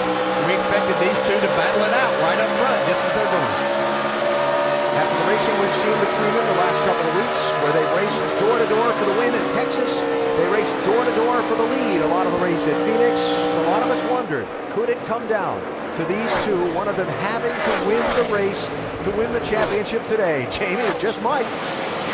Exactly, and his team just cheerleading, telling him right now, you are better than both of those cars. Also, Bob Osborne reminding his driver, don't overdrive the car. Remember, they pushed the limit on the right front. He said, take care of your equipment, just be calm. Carl was very calm on the radio, came back and said, I'm just a little bit tight center. Yeah, that's the one thing that Tony Stewart is doing right now. He is setting the pace, and now Carl Edwards can't sit there and take care of that right front or take care of that engine. He's got to run hard. Trevor Bayne. Still coming inside. They're about 5 to the 47. Got a piece of the wall again in that 21 car. He got a good piece of it, too. Was running 22nd at the time.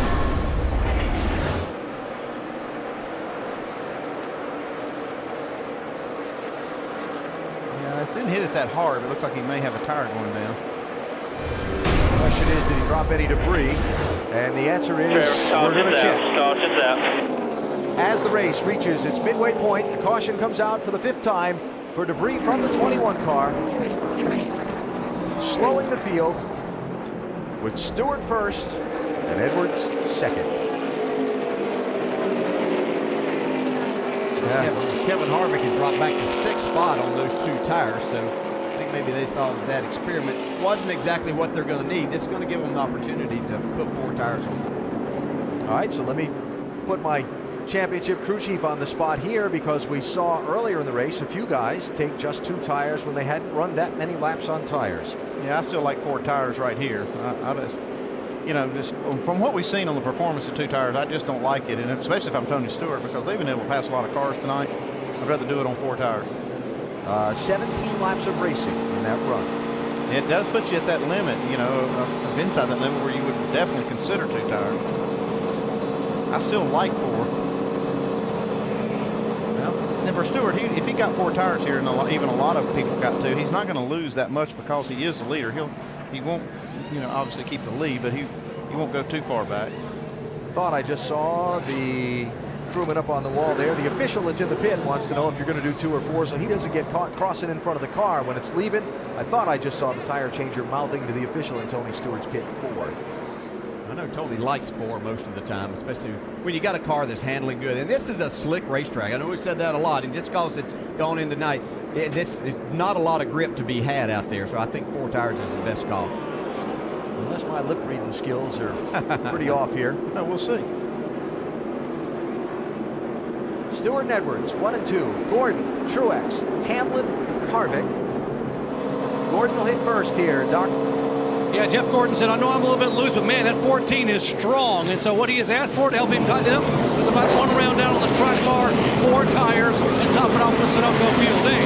Dave Rogers asked 2 or 4, Kyle. Kyle said 4, but keep your eyes open. We'll see car little tight adjustments. Jamie, Vince. A little tight in the center of 1, a tick free on the entry at both ends for Tony Stewart. Darian Grubb said 4 tires is the only change. Jamie? And Carl Edwards said he's just a little bit tight in the center. 4 tires again. This time around, there was a wrench pulled out. No changes. Carl Edwards down and away.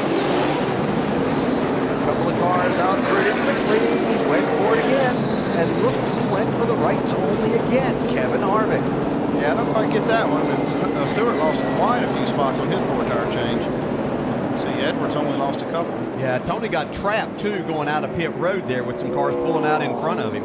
And might have had a little trouble on the right side tire change on his stop, particularly around the right front. Keep an eye on this. Yeah, having trouble getting the lug nuts off. Sometimes that lug gets hung in the socket. You saw him look like maybe he had to. Yeah, sometimes that can happen to you, but more than likely it was just he didn't get all of them off. Had to go back and get one. Yeah, watch as he goes down through here. I think Denny Hamlin is going to pull out in front of him. He has to check up. That's going to let Kyle Busch go by him. Pulled out in front of Hamlin, too. So all that work to get up to the lead. Now Stewart's going to find himself back about 9th position when we go for the restart. We go NASCAR nonstop, presented by Nationwide Insurance.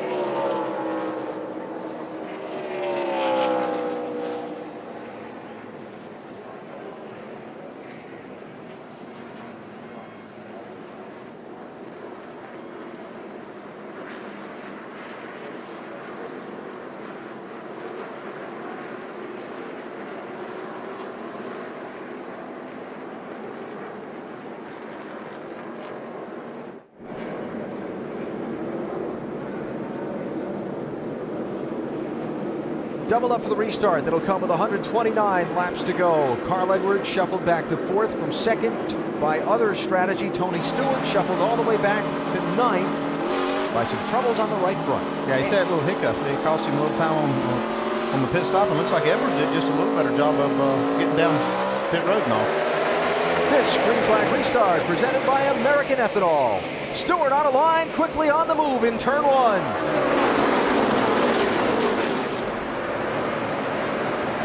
Got no place to go in traffic. Look at this, 4 wide. Wow, look at that. Kenseth out of shape coming off the corner. Edwards looks for 2nd on Ryan Newman.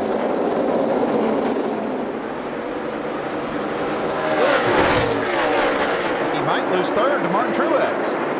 Truex got a huge run off the corner.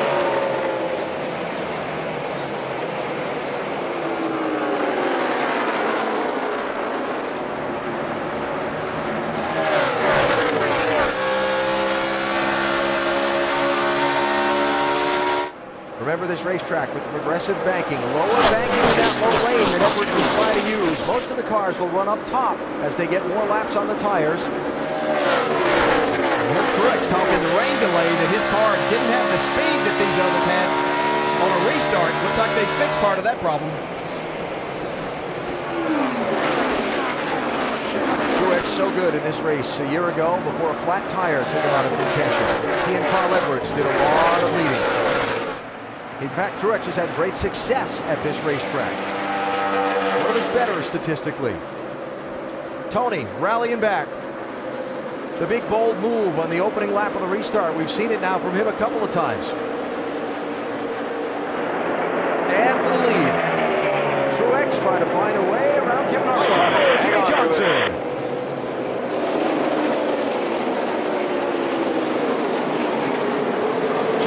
Did we hit? Keep going if you didn't hit. Keep going. Stay on track. Dude, I got 4 flat tires. Johnson had taken the wave around before the caution, so he was out there on older tires, trying to get one of those lost laps back after the engine problem. Yeah, he's got a little damage on that left rear corner, like he got some help maybe.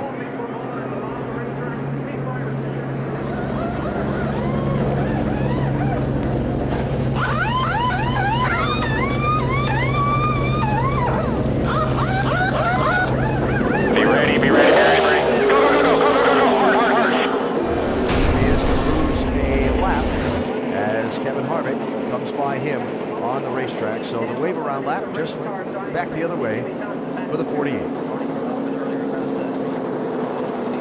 Where were this earlier? 48? And it was loose the whole way down in there. I don't know what happened, but I started spinning out as soon as it turned into 3. Well, it looks like he didn't get any help. That thing just jumped out from under him. There's a little contact with the wall on the right rear. There's where it came with the left rear. So he did get some help at the end of it.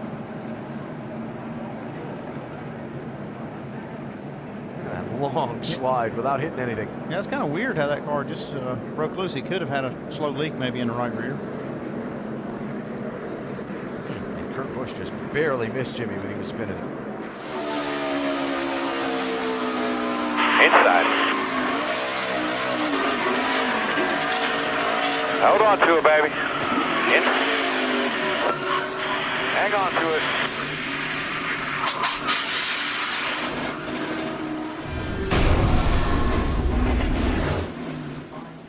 I love watching the eyes in those things. The night races, when they've got the clear shield, the driver does. You see him looking to the right down the track to steer around whatever he might be going to hit. Most of the front runners have stayed on the racetrack. Jamie McMurray in 13th place, first taker on pit road under this caution. So Kevin Harvick out in front. Carl Edwards runs third. Tony Stewart running ninth. We go NASCAR Nonstop, presented by Nationwide Insurance.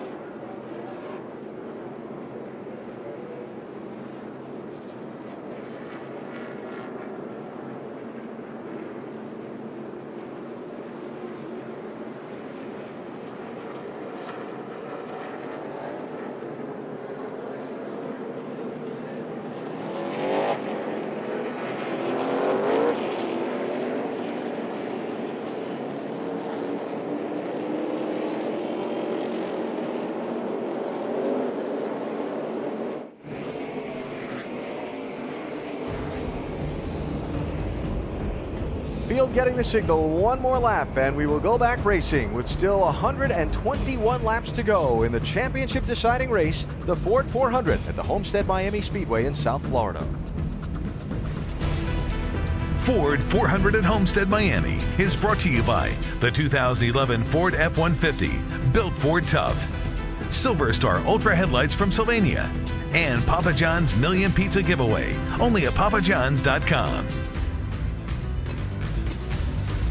And for this restart, Kevin Harvick is the leader. Tony Stewart is running 9th. Carl Edwards is running 3rd. You with me, bud? Know what I'm asking. Let's stay focused here. Big picture now. No problem. I am. What do you see? I just thought you were being a little aggressive with that 56 there going into the corner one time. We're good. I'm good. And fourth, just looking out for you. Well, thank you. I appreciate that. You've both been in that situation before, racing for a championship atop the pit box behind the wheel. Well, one thing you see on the pit box is you don't know exactly how much chance he's taking by the way he's racing. Only the driver knows that. Yeah, it sounds like Carl's got it under control. No problem. 121 laps to go. Green flag.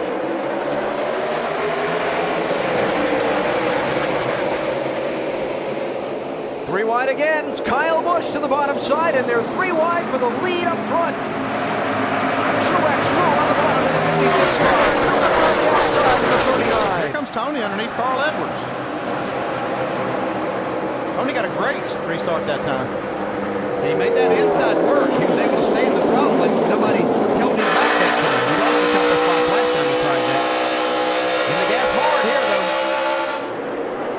3 wide right in front of them. How about 4 wide? Stewart to the bottom. Wow. He's sure not being conservative. That guy's on a mission.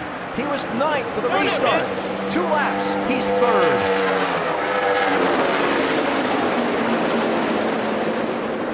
That's amazing. Yeah, he's got a good car, but that's some driving. Feeling some heat from Matt Kenseth in the 17. Edwards right behind Kenseth, running 5th.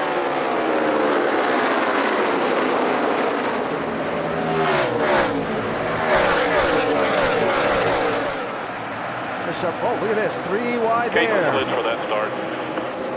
Mark Martin in the 5, Brad Keselowski in the 2, Joey Logano in the 20, Denny Hamlin in the 11, 9th, 10th, 11th, 12th, etc. Yeah, see Casey Kane and Jeff Burton back here. Kane made a lot of adjustments to this 4 car today, trying to get it better.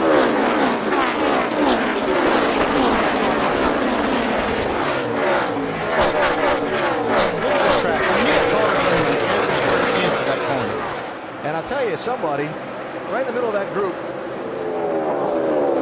Kevin Harvick in that 29 car, we've seen twice now. This team went for just right side tires on the pit stop, and he's gotten shuffled back fairly quickly. You have to wonder what the driver's thinking about that from behind the wheel, Doc.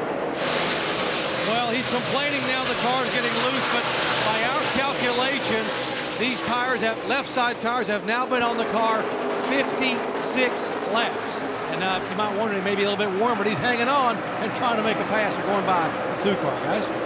Yeah, next time I'm going to sit on pit road till they put those left sides on here myself. I had Earnhardt do that to me one time at Bristol. Carl Edwards up a spot around Matt Kenseth. Picks up 4th, going after Ryan Newman for 3rd. Yeah, and Smoke on the move on the lead again. Comes Carl. Newman, one of the guys that had changed just right side tires on the pit stop a little while ago. Up front, Truex, 56. Stewart for the lead in the 14. He is on a mission. Watch those hands. You see Truex back in the throttle, but a little sideways. He had thoughts of a crossover move there. Only having nothing of that. You're a leader. Wow. That was 6 laps. Stewart went from 9th to 3rd in 2 laps, and then took the other 4 to get to the lead. Good there, baby cakes. Let's go. Bob Jeffries pumping him up a little bit. I'm not sure Tony needs any pumping up right now. But He might need to be pumped back down a little bit. Not sure he needs calling him baby cakes either. Did he call you that? I know. First and third. Stuart Edwards, Truex in between. What a run from ninth up to the front for Stewart. How about this? Look at that. God. 4 wide.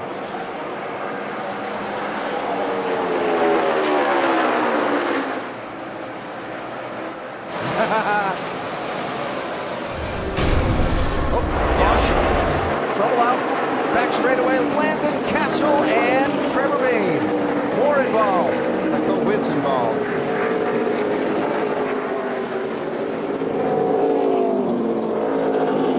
Yellow number 7. And a couple of busted radiators. Radiator's broke, Landon. Just jump out of it. Guys, let's hit the garage, see what we got. Cole Witt had just gotten back on the lead lap with a free pass a little while ago. If you've been with us for the Get entire tires race, on it, guys. Get tires on it here first. you know Trevor Bayne has had a difficult day. He's been in the wall a couple of times. Cole Witt, the young man from California, running his first couple of NASCAR Sprint Cup races last week and this week. Looking to be in the Daytona 500 if somehow Red Bull Racing manages to continue under new ownership next year. Oh, looks like Cameron Murray caught the left rear corner of Landon Castle. Oh, yeah. Cole Witt, nowhere to go right there. Number 21. I think 21 must have run over something with the left front tire off of that, and it exploded then. That's what tore the fender off of that. Had to. Or he could have just locked it up, and that's what blew it out. Just instantly blew the left front fender off of that 21 car, Baines. That was a race for 21st place. Gone bad between McMurray and Landon Castle. There's Cole Witt. Yeah, he's doing a nice job here tonight. He's been very solid, not creating any problems, but getting some experience, and that's what he wanted to try to get, was 400 miles under his belt. So a mess on the back straightaway puts us under caution for the 7th time in this race with still a lot of time to go. 112 laps left in this one. Last time on pit road, Tony Stewart's team with a little hiccup and strategy by others shuffled him from the lead back to 9th place. Stewart back up to the lead this time, and the crew with more work and another decision to do here. That has to be one of the tough things as a crew chief, Andy, in this position right here, being the leader, because if you stay out and try to keep some people out there, then they can hang you out. Yeah, but I tell you the way I've seen Tony Stewart pass cars, I like getting 4 tires right here, kind of setting up for one more pit stop in this race. When he passes them 3 at a time down the front stretch, it's not too bad a deal. Just make sure you got 4 tires on him every time. All right, I'm reading lips here again. Okay, what'd you find out this time? 2. 2 tires. Okay, we'll see. Was what I thought. I just saw passed from crew member to crew member. I like 4.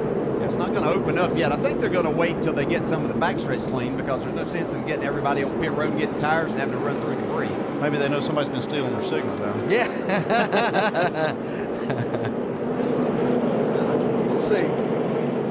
And boy, there is a lot of debris to clean up out there on the backstretch. And that's another reason I like 4. When you have a big wreck like this, there's stuff everywhere. And I don't know how many times it's happened to me. You make a decision to either stay out or take 2 tires. You're going to run over something with the ones that you left on and have to come back in under green on the restart. So that's another reason I like to get 4 in this situation. Well, so far, and we are just shy of the 250-mile mark in this 400-mile race. It has lived up to its billing. These 2 drivers, Tony Stewart and Carl Edwards, for the last couple of weeks, literally gone door to door and toe-to-toe, if you want to put a boxing analogy on it, slugging it out for the race win and for the championship lead. And here in South Florida today, after Stewart rallied all the way back through the field, they've been among the leaders, slugging it out. Yeah, it wasn't about coming here and having to finish, just inside the top 10 or inside the top 15 like we've seen a number of times. This was coming here to see who was going to win this race and literally take the championship. And both of these drivers have proven they're ready for that task. Pit road going to be open this time for the lead lap cars. And there are your top 3. Stewart, Truex, Truex Edwards. Pretty impressive run for that 56 today. Yeah, been really solid so far. You'd like nothing better to close this year out in victory lane. So what'll it be? 2 tires, 4 tires, speeding penalties, drop lug nuts. We'll see what happens on this round of pit stops. Doc? Well, they only have 12 lefts on the right side tires, so they got to put 2 lefts on Ryan Newman's car and go 1 round down to the track mark. He's very tight. That's fine only. Dave.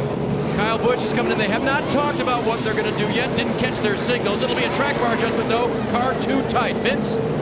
Darian Grubb said 2 tires only for Tony Stewart. They waved off the 4-tire call, going with just 2, having a problem on the right side.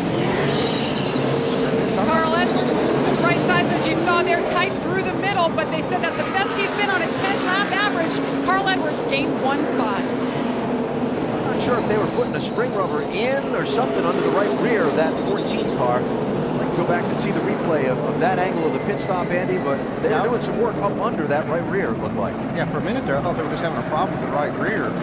It looked like they may have been doing some work back there. Deep breath, guys. We come from a lot further back than that to get there. We got a lot more time than we had. Kind of like that. Yeah, I mean, I like his attitude, but you just don't want to keep putting him back in that situation. You know, he's been in it enough tonight already, so they just need to kind of smooth it out and figure out how to keep him up front now. All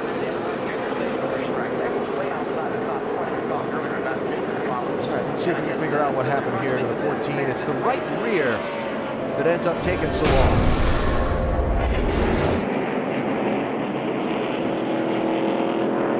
Yeah, he's got a problem there. And he's got a lug nut stuck in the socket.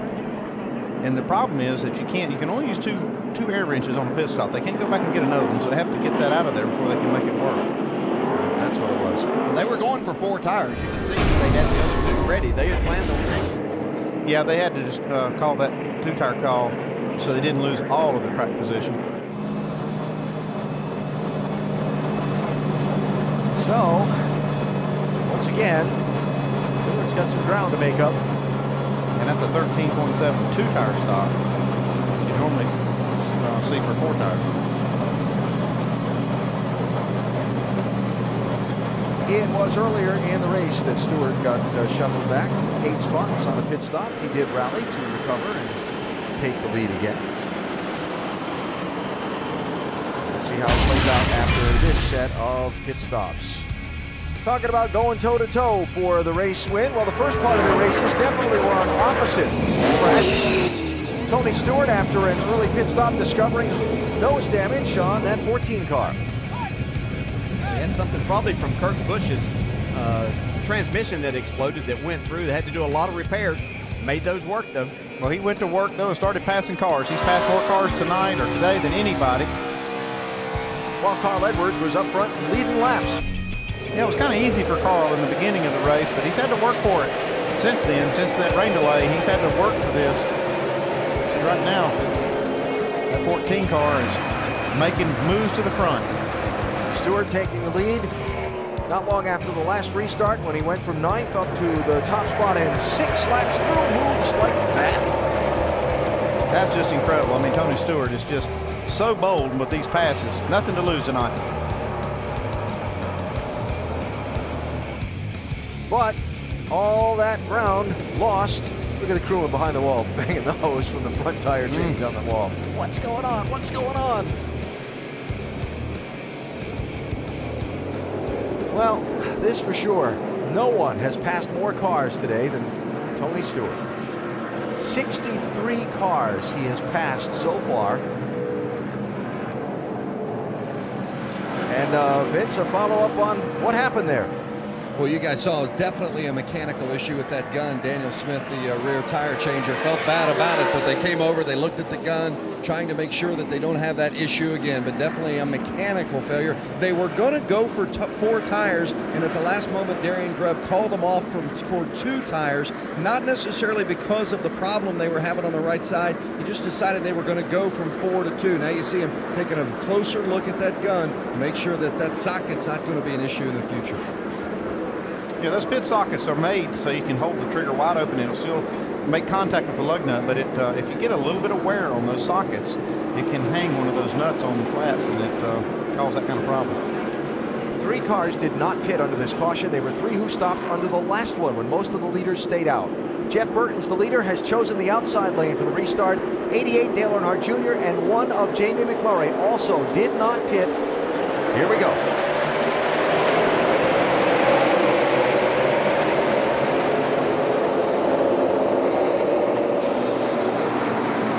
Look at Stewart. To the high side this time, 4 wide. Not finished yet. Wow. All the oil dry through where the accident was a minute ago. And up front, 3 wide for the lead. Truex up the center. Kenseth around the outside.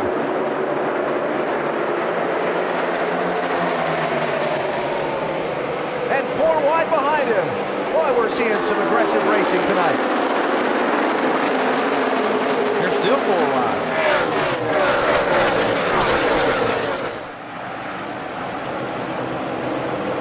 Hold your breath moments on these restarts. Carl Edwards now with a run down low under Jeff Burton. Stewart trying to follow. And look at Stewart drive that car down in the corner hard on the throttle. Well, just slid it off the corner in front of Dale Jr. He sees the 99 going. He can't let him get far away right now.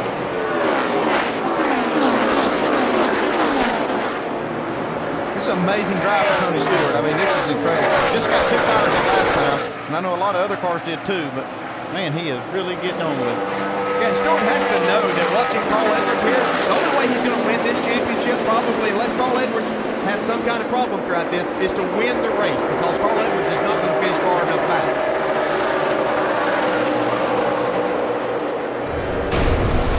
Replay. Did Stewart make contact with Edwards here? Hello? Yeah. I'm here. Don't forget about me. You can see a lot of that speedy drive being kicked up that was put down after that last caution.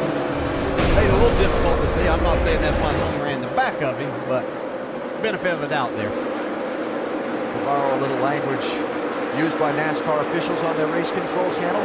Message delivered, car 14.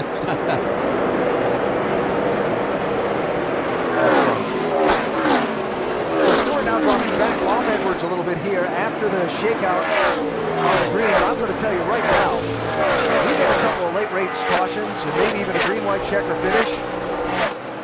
The action we saw last night in the nationwide races we've seen on these restarts tonight is going to be wild.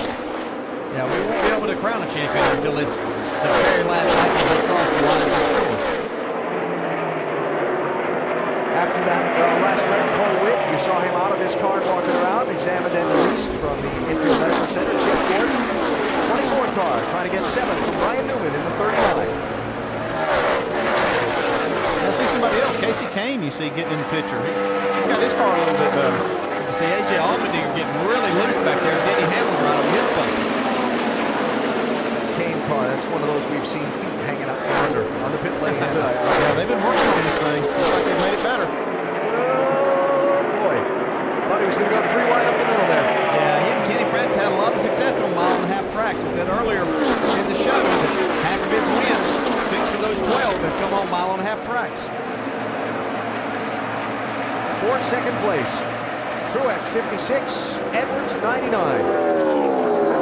Now, talked a lot about Tony Stewart making bold moves on these restarts. Carl Edwards was no slouch on the aggression meter in that last little run. They're not able to clear Truex on the bottom. Truex gets a big run off the top side.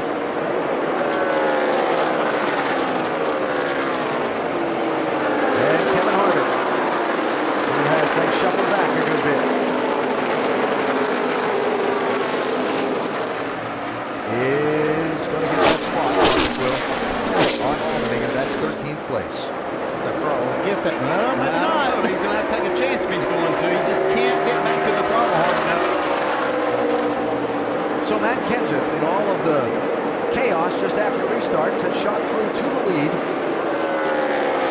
Truex and Edwards racing for second, Stewart fourth, Jeff Burton hanging on to fifth. Tony Stewart getting a little help from Martin Truex. Able to hold Carl Edwards up enough that he's closed the gap a little bit.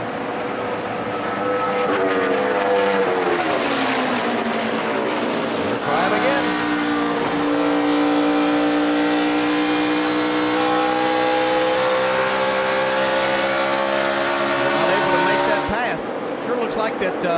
sun going down has helped Matt Kenseth with the handling of his race car, plus a lot of adjustments I think they've made today. Martin Truex had a good car all day, really. I mean, his car's been up there all day. It's like the nighttime hasn't hurt him any either. A long time since Truex has been to victory lane in the NASCAR Sprint Cup Series. And he is in the hunt for another one tonight. So while it's sorted out at the front of the pack for the moment, the front four separating themselves from fifth. There's Jeff Burton. A little back to find some of the side-by-side action. You can see there, Jimmy Johnson looks like they did fix that engine problem. The problem is he's back 5 laps down again. Yeah. Sometimes you just can't figure that stuff out quick enough. Mark Martin in the 5, Clint Boyer in the 33. A couple of guys making their last drives in those respective rides tonight.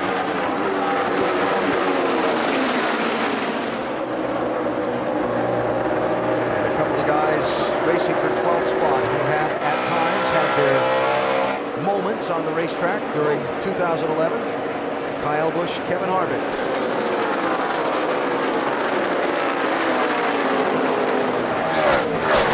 Trying to make that very bottom lane work. There's not a lot of banking down there. The car has to be extremely good. But Kevin likes to work that bottom side. I'm sure he's not encountering any other traffic down there. Yeah, well, that's the thing, too, right? If everybody else is running up high to pass them, you either got to go through them or around them.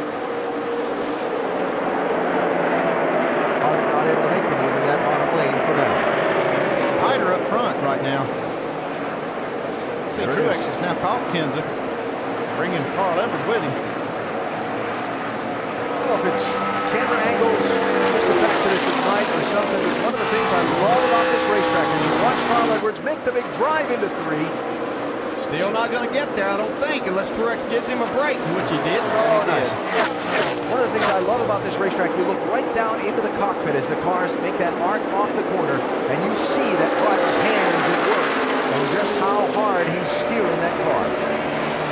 See right there, Carl Edwards, a little bit left and a little right to correct that, and just driving it off the corner, wheeling it sideways. So Edwards to second, behind his teammate Matt Kenseth. How long till he has the lead? I say not long. I say Matt won't fight him too hard for it. If he feels like Carl's quicker, he'll let him go. He might wait to make sure.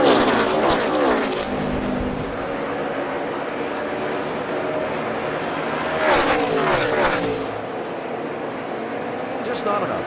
Yeah, I don't think it's only a degree or two of banking from that top to the bottom, right? But in these race cars at these speeds, it makes a difference. Yeah, it makes a huge difference. You can see now, I think Matt's going to let Carl have that spot. Not that Carl wasn't going to take it anyway, maybe. Yeah. Edwards back out front, where he spent the first part of this race as the lap leader most of the time. Tony Stewart going to get third from Truex. I had to wonder earlier, whenever Carl saw Tony out front, was he panicking a little bit, or did he realize that, okay, this is okay, I have the car to get back there? And I think that Carl showed us that he was okay with everything that was going on. Of course, Tony gets on those 2 tires right at this point in time.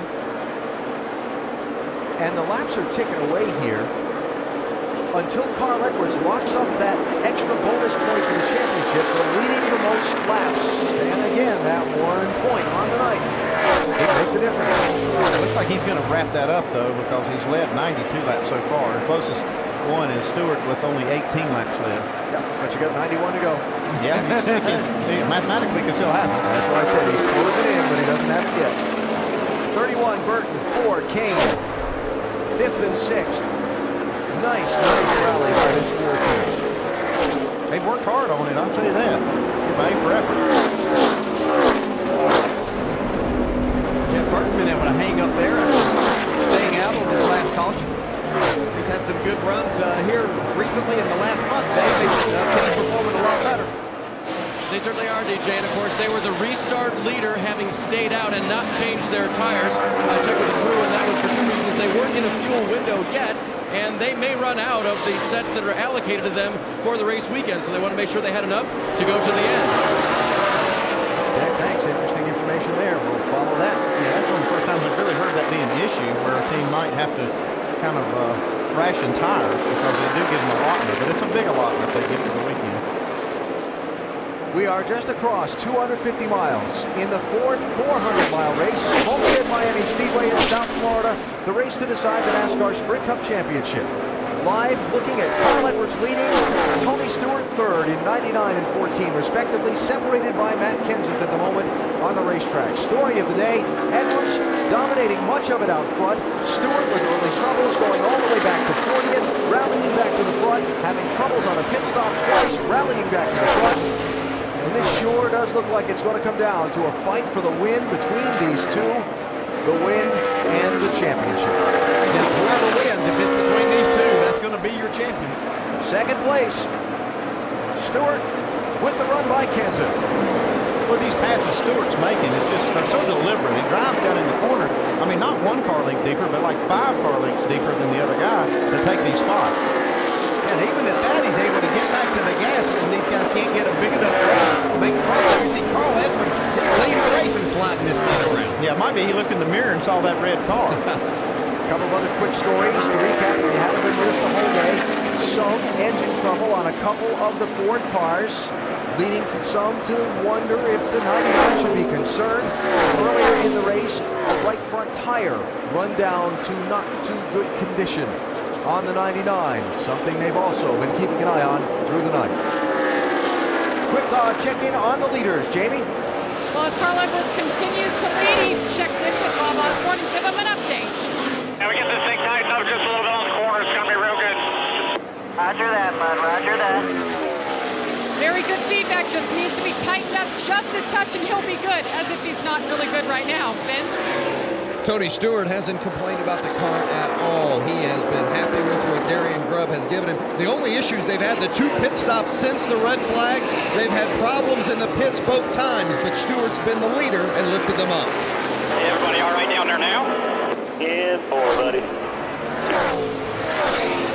Tell you what, that makes the crew chief jobs a lot easier when your driver's that cooperative. Vince, Jamie, thanks. 85 laps to go. And with all that we've seen so far in this race, who knows how this is going to play out and how it's going to turn out. So we definitely have one more pit stop. Wow, look at Carl get out of sight. Almost into the wall there was Carl Edwards. Like I said, who knows what's going to happen. It's Tony's job right now to push Carl as hard as he can. And every time Carl looks in the mirror, he's seeing that 14's hood. And I'm sure they're probably not telling him, but Tony Stewart has been faster, not by a whole lot, but each lap over the last 4 laps. Carl can see that. I mean, you can see that in the mirror. You can tell when that car gets bigger, can't you? Yeah, unfortunately, yeah. When you're leading. One thing to keep an eye on is that lap count again. With the championship being so close, the 1 bonus point to the driver who leads the most laps in a championship that started today separated by only 3. It's going to be big on the night. Carl Edwards is not many laps away from locking that up tonight. If Tony's going to keep that from happening, you better get by him quickly. I think Tony's kind of resigned to the fact he has to win this race to be able to win the championship, and that's not going to matter because he owns the tiebreaker. If he wins the race, it doesn't matter what Carl Edwards does, and that's all he's focused on right now is winning this thing. Yeah, if they run 1-2 and Tony wins and Carl has led the most laps, yeah, they've got the same number of points, but Tony has more wins. That would be number 5.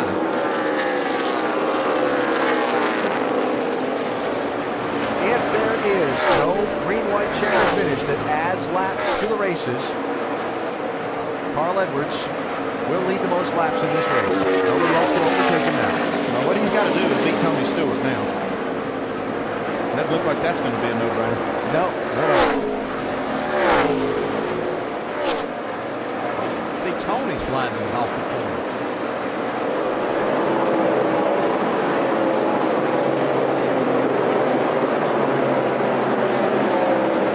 Remember, Edwards started the day with a 3-point lead on Stewart.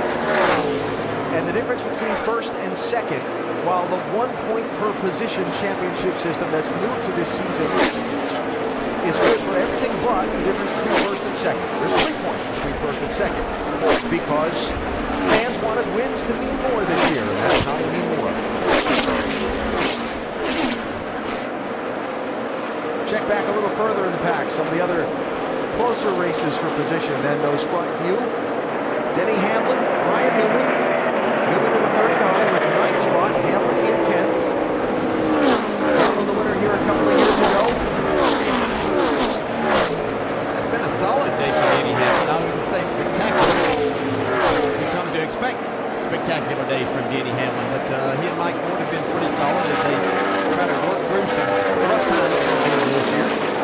Denny asked here on Friday, when talking to reporters, if he expected Mike Ford to be the crew chief on this 11 car for next season. There had been some speculation that may or may not happen, and Denny Hamlin said it was, quote, a pretty strong possibility, end quote. Said it's hard to sit and point out anyone in the garage that he thought could do a better job than Mike Ford.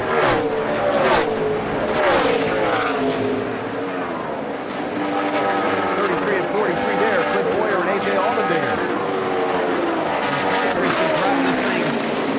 We talk about all the drivers sliding around, but AJ's had his hands full quite a bit. When you get a car closer to your rear bumper, you're already loose. Makes you extremely loose. He was decided to let Clint Boyer go by right now, see if they can work on that 43 a little bit more to make it better towards the end of this race. Boyer now running in 14th spot, Dave. You talked to him under the red flag. Yep, and during the green flag run, it's been mostly loose. They made some adjustments the last time, but he reported on lap 172, about 17 laps ago, that he had lost the rear grip in the car. That makes it a little bit tougher to drive. Sure. Starting to see some green flag pit stops among the guys who did not pit under the last caution. Jamie McMurray was just in. Now here's Jeff Burton.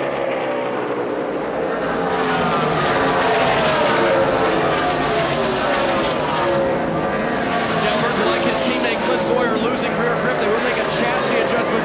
Change 4 tires. Remember, he stayed out longer than most of these guys, so he's pitting earlier. A 4-tire change full of fuel, and he's gone.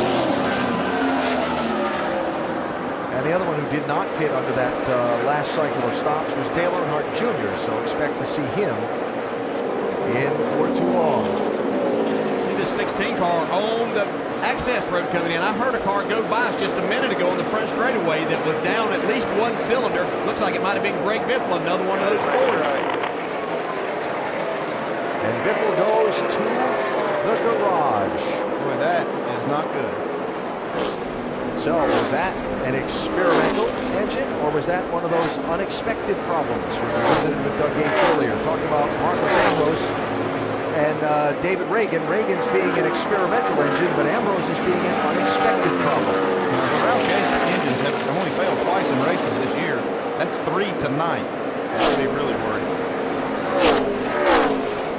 Here's Jack Roush on Carl Edwards' pit box. There'll be people all over the engine on that 16 car and either coming up to Jack to tell him personally or texting him or something very soon. We've been talking about how this is a Ford racetrack tonight. This track hasn't been too kind to the Ford engines. I'll tell you, I hope it doesn't come down to that. Yeah, me too. They need to race it out on the track like they are right now. Yeah, we've got the 2 best drivers in cars right here, right now, and let's settle it this way. Carl Edwards and Tony Stewart running first and second, and you want them to be able to just race it out to the final laps. So hope one of those will end up back in the garage. I talked about Junior being the other guy who did not pit on that last cycle of stops. He's in now, Doc. Yeah, last time he was on pit road, AB left 144, and since they raised the front car and hurt his injury, so they're going to try to make some adjustments there. They put a rubber in the left rear also to help him. Right side tires going on, get it full. And now they're going to go back on the track bar to try to get him back where they were to help the entry into the corner. Still a little snug in the middle. Routine scheduled stop. He will have to stop at least once more to make it to the checkered flag. Guys? A little ugly there on that stop for the 88 team. Yeah, it's going to be interesting to see if anybody tries to stretch it here to make it on just one more stop. It would be a stretch. It would have to go to about lap 212 to be able to make it to the end. Memory serves me correctly. Casey Kane was 22nd at the red flag. And again, one of those cars that had feet hanging out from under the back of it on a couple of times while they tried to adjust the handling on that Ford car. Now he's racing Martin Truex Jr. for 4th place. Yeah, you know, that who Rusty Wallace picked to win this race today, and not saying he's not going to be right because he's made a strong comeback here. He's made 11 pit stops today, though, trying to get that car right. Some of the scoring progression there on Kasey Kahne.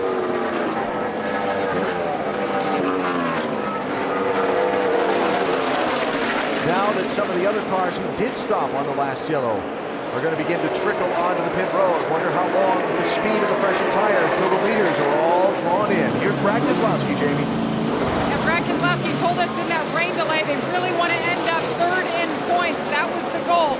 Last stop they took right sides, and he's been loose under throttle for quite some time. You see him working on the left-hand side, going for that 4-tire spot this time. Doc? Kevin Harvick, he finally got 4 tires under the yellow left 157 coming back in. He will have to make it on one more stop as well. Right side tires going on Harvick. Going to run as the leader, running third before twice. He changed on the right side tires to get track position. 4 tires going on Kevin Harvick. He will leave. Good stop, 13 seconds flat. 0-0 in. David Reutimann, his final run for Michael Waltrip Racing. The Zephyrhills Florida native would like to be able to get a top 10, maybe top 15 finish today. A very emotional day for David, who has right now no plans for next year. 4 tires down and away. You can see that 0-0 car has been into the wall tonight and scraped the paint on the right side of that car. Well, he's not the only one. We've seen quite a few cars scrape that wall tonight. Edwards and Stewart, first and second. They've put 4 seconds on third place Matt Kenseth. You saw Kasey Kahne up to fourth, finishing the pass on Truex. More green flag stops. Doc? Jeff Gordon in the 24 car, still looking for the first win here for Hendrick Motorsports. They're going to do 1.5 rounds in the left rear. 4 tires and feel great on the right side. See how they do on the left side.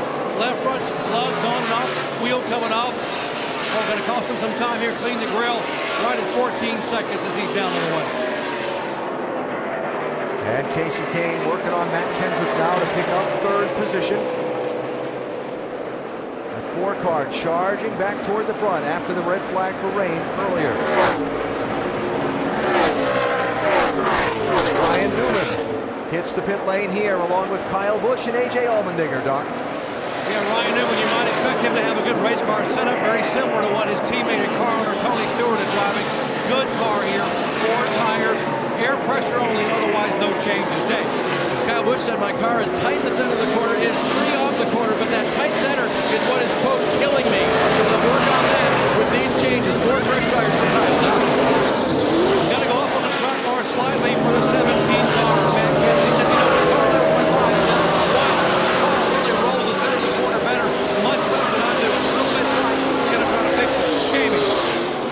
Slides into his pit box, 2-time winner here. He has touched the most laps led. They go to work on the right-hand side. Remember Carl's radio. He said if you guys can tighten me up a little bit through the corners, we will be really good. 4 tires, they'll fill it up with Sunoco fuel. They've been on it all night, 13.5. Carl Edwards is down and away. Tony Stewart staying on track for a second lap. Now, Andy, he's going to be giving up speed to Carl Edwards here. He's going a lot of speed, too. They're going to give up at least a second and a half a lap to these cars with new tires, and I would advise them to go ahead and pit right now. And I know they may be thinking about making it if their numbers say that they can make it on one more stop. And they'd have to run about 10 more laps to be able to do that. It would put them in a real big hole. All right, buddy, do what you can to save you some fuel here these next 12 laps to try to maintain your gap with him. I can't do it and maintain the gap, so you got to tell me what's more important to you. We just can't get any worse than what we've been getting during the day there. So Darian Grubb told me today we can go 55 laps on a tank of fuel. I think that's better than anybody else. You heard him say, save me 10 or 11 more. That would get him to 212, 55 away from 267. Boy, big strategy play here by Darian Grubb with a championship in the balance. Yeah, boy, this really makes me nervous, though. Giving up a lot of time. Jamie? And Regan Smith in for his pit stop. A lot to be proud of this year. Remember that win back at Darlington? And he's getting married in the off-season, so I know he's looking forward to life beyond this race. They've been hanging in there. They've been decent all week, top 15. Down and away, 13.8. Solid job by the 78 crew. All right, now look at the cars on fresh tires going by Tony Stewart while he's on the older tires and trying to save some fuel. Yeah, if he goes that extra 10 laps, he's going to be way behind Carl Edwards. Yeah, he wouldn't even be in the top 5. No. It's back out. He wasn't close.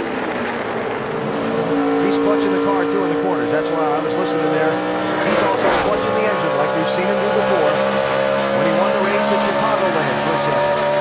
The other side of the coin is if caution does come out and he doesn't find himself in the top 5, we've seen him be able to drive up to the front. But man, I'm telling you, I don't like this strategy. I believe I would just try to pit. It's the second that 99 pit, I would have pitted. It looked like that they had every bit as fast a car, if not better, if not faster. Low inside by himself, all by himself. That lets Carl Edwards back on the lead lap. That is Edwards one lap. 5 more laps, buddy. This is 5 long laps. This is a huge gamble, and I know it. They're thinking about it. If this gamble works, it'll get them the win, which will win them the championship. But boy, it's a big one, big gamble. Basically, they're counting on the race going green to the finish. Yeah, that's what they're gambling on right now. Now, all these teams have breakdowns and studies where they look back at the history of cautions at a particular racetrack, the last 5 years here. When did the cautions fly in the race? What can we expect? Obviously, they're betting that their history shows them long green flag run at the end. We've seen a lot of that this year. We've seen these races really play out under green, but this one is just a big gamble for this team. It's almost a second and a half slower than Tony Stewart's running than Carl Edwards right now. We're about 221 tires. Inside by himself here. Clear, all clear. Earlier this season, we saw this 14 team run well in a couple of races and not win when strategy went wrong. The race at Las Vegas, they had such a strong race car. Strategy didn't go well. Carl Edwards won that race. The race in Phoenix, where they stayed out and took a 2-tire strategy, and some other guys passed them late in the race, and they wound up finishing 7th. Yeah, I like having Tony Stewart having the say-so here. I don't think Darian Grubb has to do anything to try to win this race. I think that Tony can do it if you keep him on equal ground with Carl. Right now, he's kind of put all his eggs in one basket to try to make this thing on one more pit stop. Well, Stewart's leading.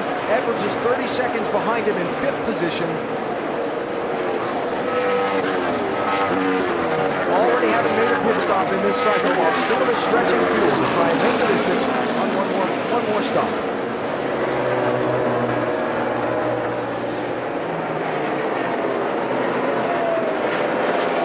Cars on the fresher tires going by the 14 as they count the laps to him until he makes the pit stop. Around this time. That was Stewart's team calling to him. Here's Edwards' radio. Why are they staying out there so long, Bob? Well, I think he's going to try to stretch it and do it in one more stop. So, let's see the stop from Stewart and where he comes out in relation to Edwards. He was only about a second behind him before this cycle began. Yeah, he's about 1.7 seconds behind what he had fallen back. Don't get a speeding penalty here, Tony.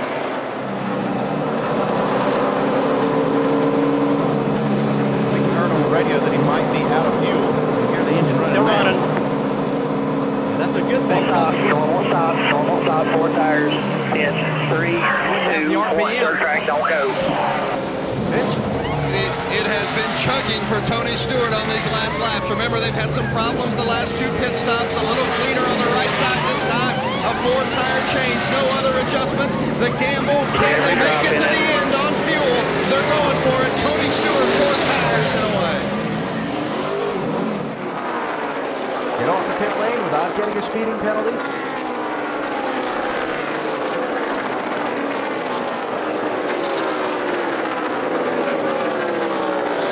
And back up to speed. So where is Carl Edwards? There he is. Tony's going to be lucky to be on the lead lap when he comes back out. Yeah, he'll be on the lead lap still.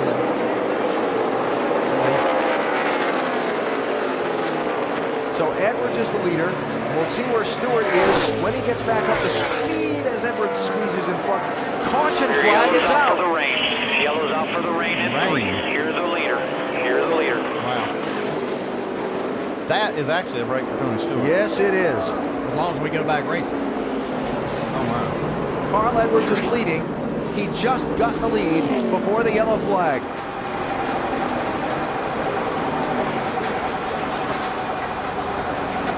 Tony Stewart came off the pit lane 23.9 seconds behind Carl Edwards in 15th place.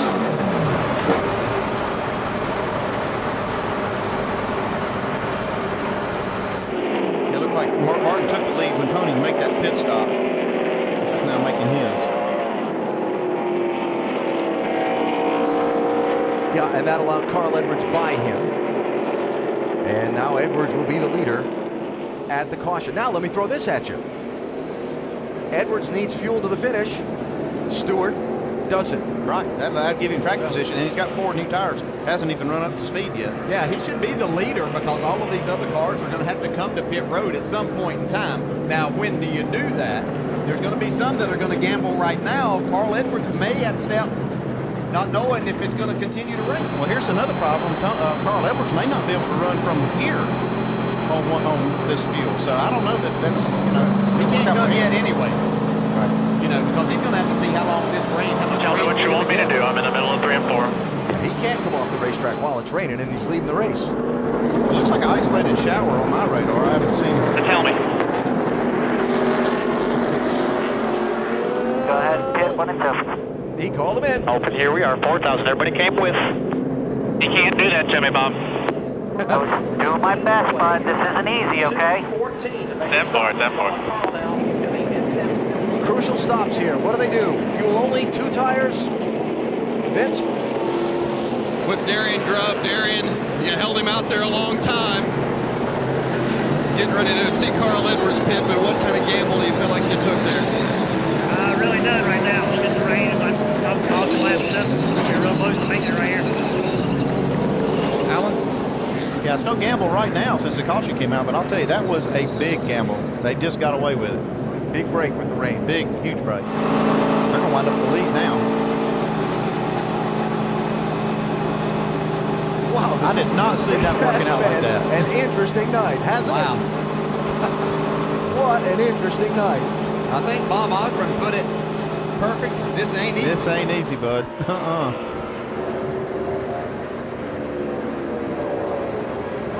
So as the rain, at least over here in front of the broadcast booth, picks up a little bit, Jamie? Well, you heard that was a last-minute call, and this is why. Bob Osborne told Carl Edwards, at this point, we're 7 laps short. So instantly he said, let's pit. Carl didn't like it too much, but he understands why. They took right sides, and they did a splash of fuel. All right, well, there were some guys that did not pit under this yellow.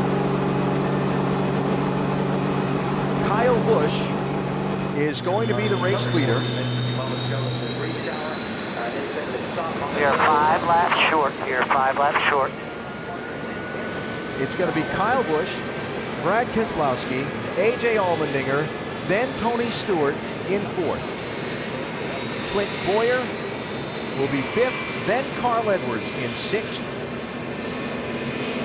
So if it rains right now, it looks like Carl Edwards will be the champion if they don't go back racing by this lineup.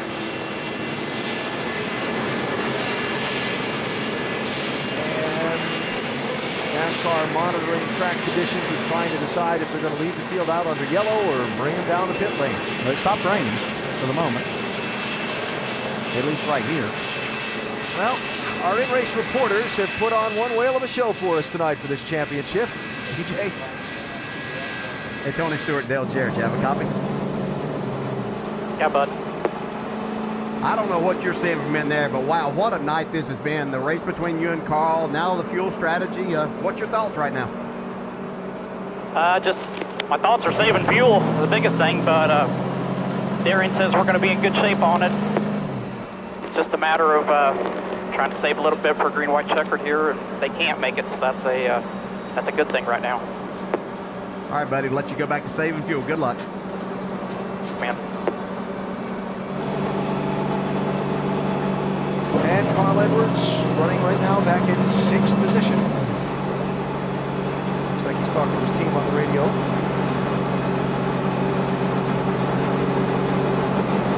And they tell us we are now good to chat with Carl. Carl, Dale Jarrett, you have a copy? Got you, Dale. Wow, what a night. You've got a fast race car there, though, but maybe a little shy on fuel? Yeah, we were just talking about that. Yeah, we're a little bit short. We got a good race car. I think our car is probably the best one out here. So Bob will get it figured out, and we'll have a plan. We'll go up here and win this race. Still a lot of racing left. Well, let me say that we appreciate you talking with us first and foremost, but thanks to you and Tony for putting on a great show out there tonight. Best of luck here in these last 50 or so laps. Hey, thanks a lot. Have fun, man. I'll bet. That sound, you can just hear the stress. I mean, it's there. Now tell me, Dale, what it's like inside the car. All this stuff's going on, trying to figure out where you stand in the bigger picture of the race. Yeah, that's the hard thing, is when you have a fast race car like that, you just want you want to be able to use that car to take advantage of that and make a difference there. You don't want the fuel strategy to have that, but that's part of the game here. We've seen it happen a lot in these first 35 races. Once again, it looks like it may come down to something like that here in our last one. I want to go back and talk this through just for a minute, get some folks that are watching this championship that may not watch NASCAR racing every race all year long. The difference in what Tony Stewart and Carl Edwards' teams did. Stewart's team chose to stay on the racetrack and stretch their fuel. Tony did that by giving up speed and backing off the gas, shutting the engine down in the corners and that kind of thing, to spend less time on pit road in the race. But while he was giving up speed-saving fuel, he was also giving up speed to fresh tires that Carl Edwards had. The caution kind of erased the deficit Stewart would have been in. Yeah, that wasn't the game they were playing. They're actually playing it to make it on just one more pit stop and the race go green. That caution just happened to fall right after they played that strategy, and that erased that big deficit that they had given up to make that stop. So it worked out for them. They didn't really understand or actually know that was what was going to happen, but it did work out good for them. Yeah, but the 99 really wasn't in a position with their fuel mileage they're getting to get themselves in something like that. And you saw the 14 team take a little extra time in putting both of those cans of fuel and making sure they got every drop in there they possibly could. Each team trying to go about the same thing in different ways, spend the least amount of time you can on pit road and the most amount of time you can at the front of the pack. The question is how a race circumstance is going to allow it to play out for these final 50 laps. Well, first it's got to quit raining, which it has, and the track's got to get raceable, and then they go at it. And then if it goes to the distance, you're going to have to, you'll see the 99 car have to come down pit road and get more fuel. And Tony's going to be able to stay out there. The other thing is you might see another caution between now and then, and that's going to change everything. Yeah, the way they've been racing on these restarts, there's a good chance we might have another caution for sure, but I would say they continue to circle here, make laps under caution, then Carl will have to come in before we go back to green and maybe get himself in a window where he can just race from that point. And back to what we talked about at the very top of the day, all this for the championship going on within the broader context of the race. There are other guys out there going to try and play the stretch the fuel strategy to see if they can win the race. For example, Kyle Busch, that didn't pit under this most recent yellow, and that can affect the outcome of the day for both Stewart and Edwards.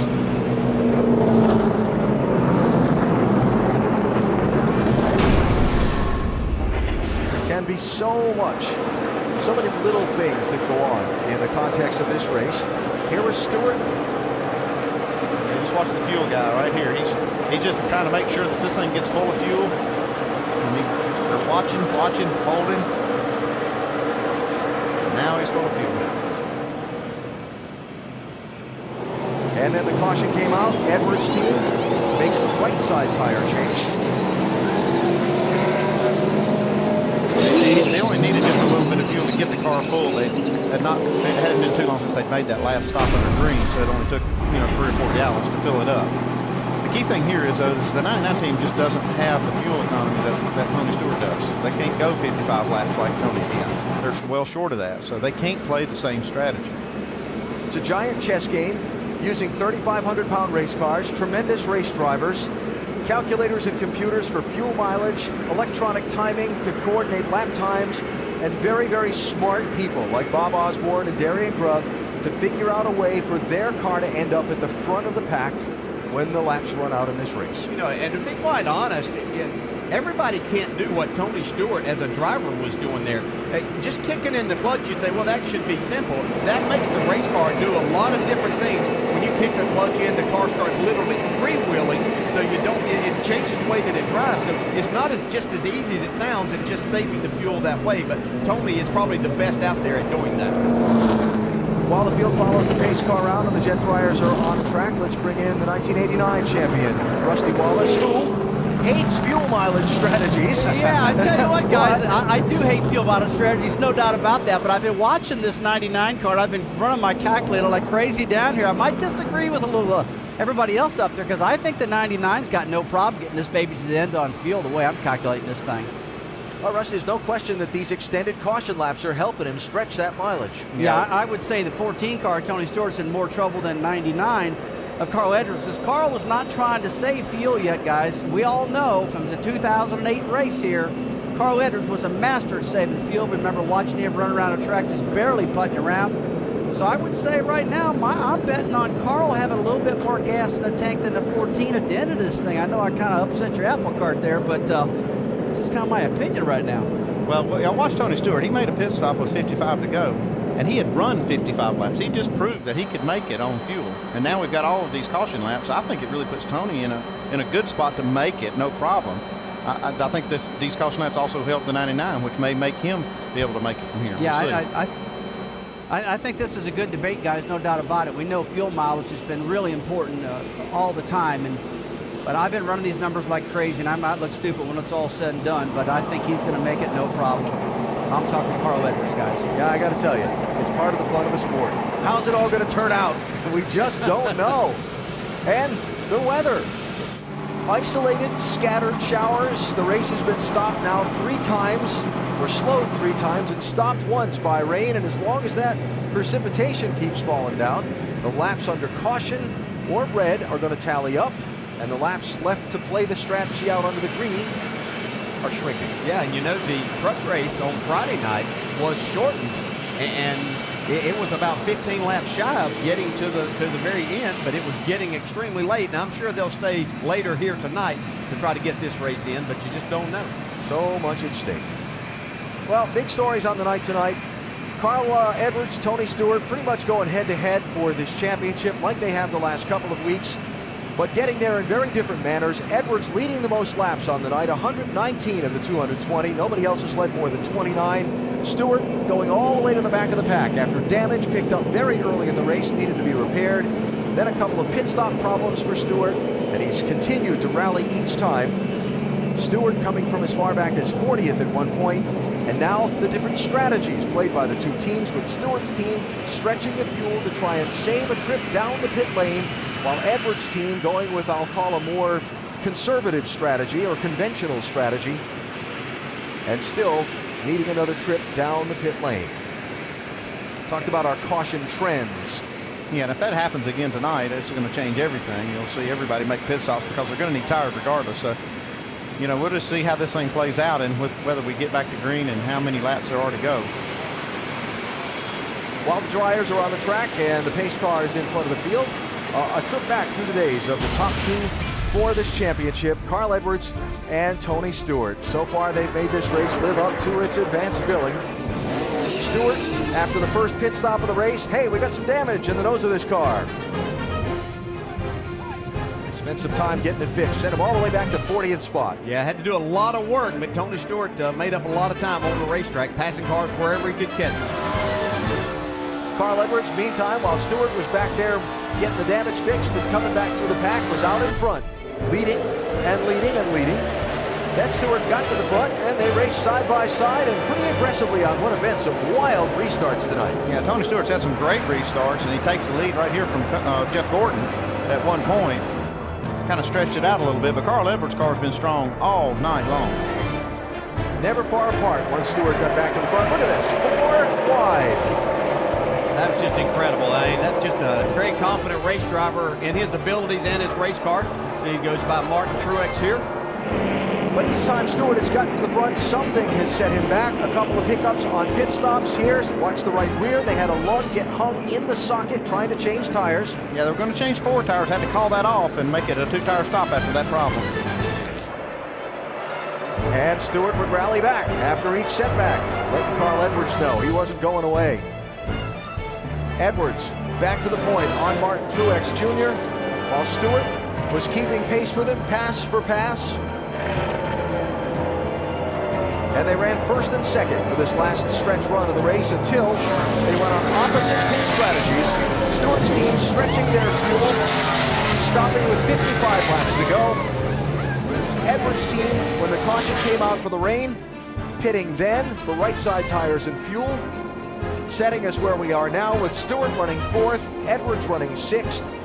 Fuel to the finish a question, and waiting out the track drying before we see how it all turns out.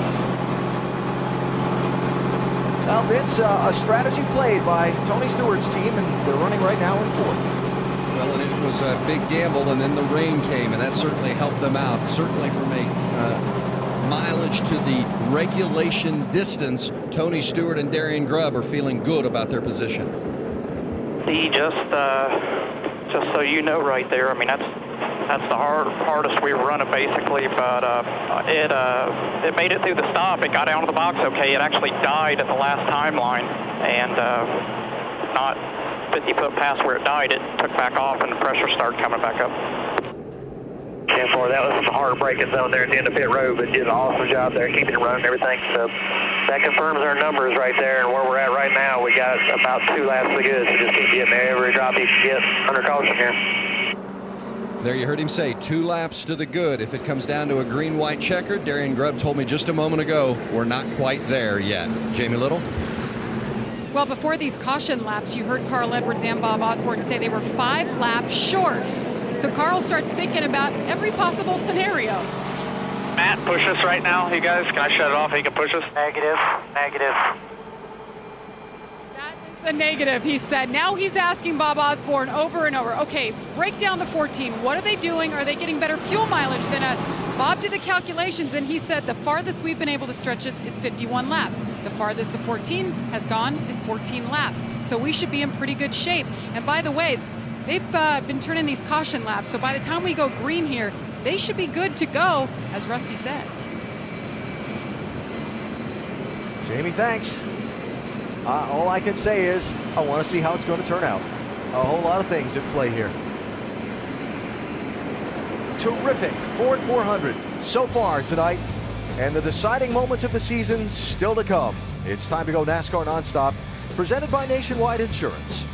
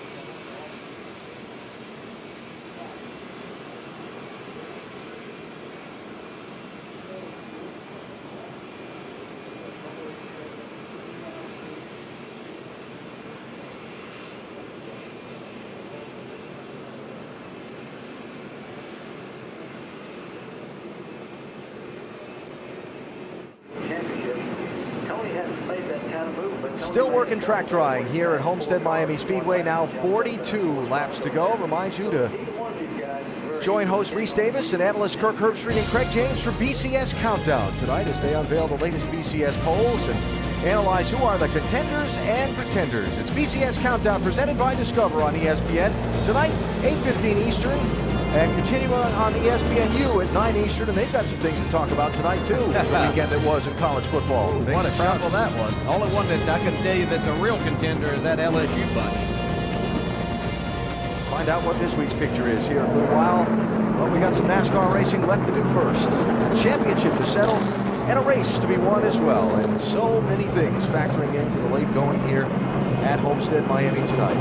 A rain shower still throwing the occasional spit out of the sky at the racetrack. The track dryers are on the speedway. NASCAR keeping the race cars out there to try and keep the heat into the racing surface and keep the track as dry as they possibly can, while those trying to win this race and win this championship motor around under the yellow flag, running all the calculations. Who's got the fuel to the finish? How's it going to affect the competition? You can see them checking the radar right now and getting a good hack on that. Looks like the rain has stopped, and the track's really stayed pretty dry during all this. Well, they would be happy if it rained it out right now. Yeah. They would be the champions. Not going to happen. What a fun study these two guys are, Tony Stewart and Carl Edwards.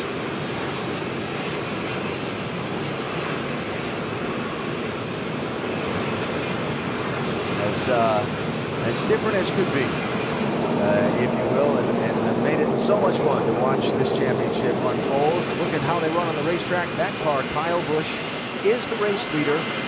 Did not pit under this most recent yellow. We'll call him on the Stewart strategy for the moment. Well, not exactly. I think if this, when this race gets ready to go one to go, you'll see maybe even the top 3 cars make pit stops. That will put Tony Stewart back up front. Brad Keselowski second, A.J. Allmendinger third. Those top 3. About Tony being in 4th, and Carl's sitting there back in 6th right now. Carl changed right side tires when he came down. He got fuel as his caution came out for the rain. Tony has 4 fresh tires. If we do go back green, could that make a difference with Tony having the 4 fresher tires and just those 12 or 13 laps? Anything that we've seen has made a difference here tonight. Well, the cars are so close. We've seen them racing. I watched lap times when they were running first and second within hundredths of a second, and just that little advantage could be enough. Clint Boyer running 5th, Carl Edwards 6th, and getting that forecast update on the radio. So what's your gut tell you? Is it going to get rained hard on here or what? In a little while, yeah, that cell is growing, but it's still out on the, it's still out there as a ways, you know? Trying to figure out how it's going to play out is Bob Osborne. If it's going to rain, keep the race from being continued, you want to be in that #1 spot. Yeah, that seems almost impossible to predict, especially down here. So they're showing the drivers 3 to go and getting their response on if the track will be ready to go back racing in 3 more laps. Jamie? And the good news, Carl Edwards has been waiting to hear, we are good on fuel. 2 laps to the good, Bob Osborne just said. He'll want that not on his mind because he's going to have to race hard. Some work to do. Yeah, when it goes green, he'll have to get to work. That's what we want to hear. That's what we want to see is race hard like they've been doing. Let's see who's going to win and who's going to run second. Clearly been the 2 best cars here tonight. Or day and night. We started this a long time ago, didn't we? But it is night. Yeah, looking at that radar too, it looks like there is a cell out there, but it could stay to the north. And so it could stay dry all the way to the finish. So many elements rolled into one. So when we do go back racing, Carl Edwards will be lined up behind Tony Stewart on his back bumper in the outside lane. On restarts tonight, Stewart has been so aggressive. Inside, outside, hasn't mattered. When they drop the green flag on a restart, he drops the hammer. Yeah, that's just a matter of he's to go here. Like 2 to go. Outside lane or inside, whether it's just Tony goes hard wherever it is that whichever lane he's in. And it'll be interesting to see, as Andy said, I think that the Kyle Busch and Keselowski and Allmendinger all may have to pit here, so that may put Tony up to the point. Allmendinger does pit. There he does now. But Kyle Busch and Keselowski have not. Yeah, the last pit stop for Kyle Busch was on lap 200, which would have been about 67 to go for him. I don't know that he could have saved that much fuel under this caution. And for Keselowski, it was 196. He'd have 71 to go, and I'm all but positive he can't do that. I think they're just making sure that it's not going to rain this out for sure. They're going to be back there towards the back of the restart anyway now with the strategy they've employed here. From race control, those big jet engines mounted on the trailers behind the trucks being shut down, sent back to their parking spaces behind the wall, and this field is going to get the 1-to-go signal this time. Yeah, we'll just see how it works out here if these leaders do make this pit stop. I'm going to watch Kyle Busch, Brad Keselowski, see if they make the duck to pit road. David Ruderman gets the free pass under the caution to come back onto the lead lap. And going to have some cars in front of the leader take the wave around here. Bobby Labonte, Joey Logano, Casey Mears, Trevor Bayne, Dave Blaney, Travis Kvapil, Mike Bliss all can come back. I think Bliss just pitted, so he won't be getting the wave around. And we are good by 5 laps right now. Awesome job. That's news Tony wanted to hear too. Well, that just means he can put the hammer down and go for it. They're getting the 1 to go, and the 18 car and the 2 car stay out. It's an interesting strategy. Mark Martin does stop here. Take some tires. So Kyle Busch is going to lead. Brad Keselowski will be to his outside. Tony Stewart will be third. Carl Edwards will be fifth. The guy to the outside of Stewart will be Clint Bowyer. It'll be Edwards and Stewart. Note this, Carl bumping up against him. Look at. About the 18 strategy for Kyle Busch, Dave. Well, they said, stay out, we're going for it, and then they just radioed to Kyle, remember the strategy, save your track position so when the next caution comes out, we all pit together. So Kyle may be done saving, they may be gambling that there will be another caution and everyone will want to pit. Yeah, that'd be the strategy right now for if they're going to stay out, because it's unlikely they'll make it on fuel, so just go ahead and run hard all the way, and then, get that caution. If you can keep that track position, then you can still have a shot at the win. I know Kyle Busch is good on restarts, but he might as well get ready to see Tony Stewart to his left probably right here. Will there be another yellow? Will rain get in the way? Stewart lined up third. Edwards fifth. 37 laps to go to decide the championship in the Ford 400 win. Kyle Busch and Brad Keselowski lead the field to the restart.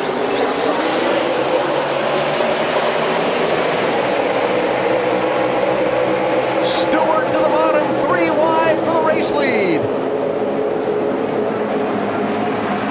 wide, you're bottom, still 3 wide. Maybe 4 as the 99 comes down the back straightaway here.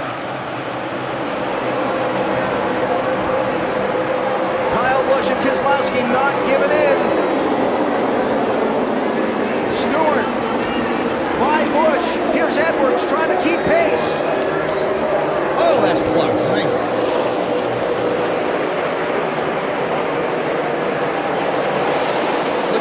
Drive that car in. Wow. Stewart by Keselowski to the lead. That's 4 fresh tires working right there. Edwards racing the 2 for second and trying to keep up. Big wiggle there on the 99. He's got to drop back in.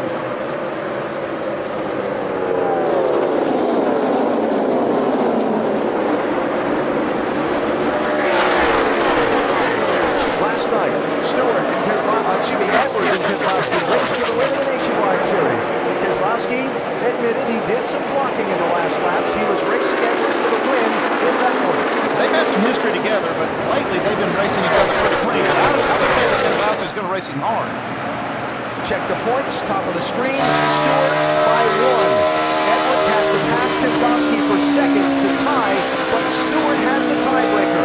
Edwards needs to pass Stewart on the racetrack to win the championship. Yeah, that's just plain and simple. That's as simple as it gets. He knows what his job is right now. First, he's got to find a way around Brad Keselowski.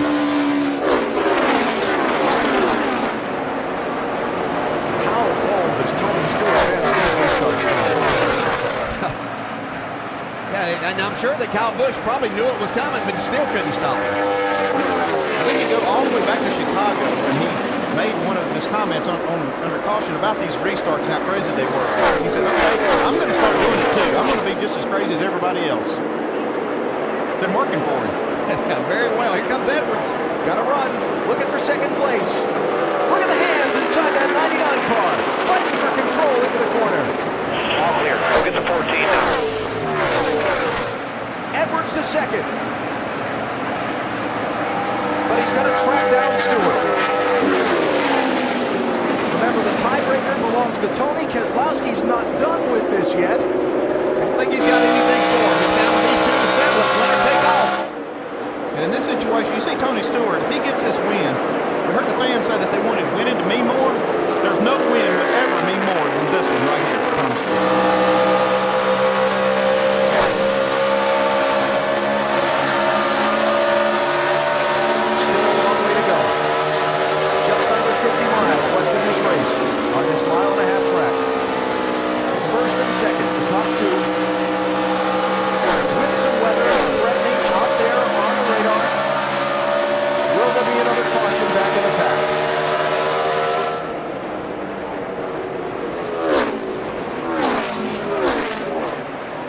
Tony Stewart's beating Carl Edwards up 10th or so, 10th and a half.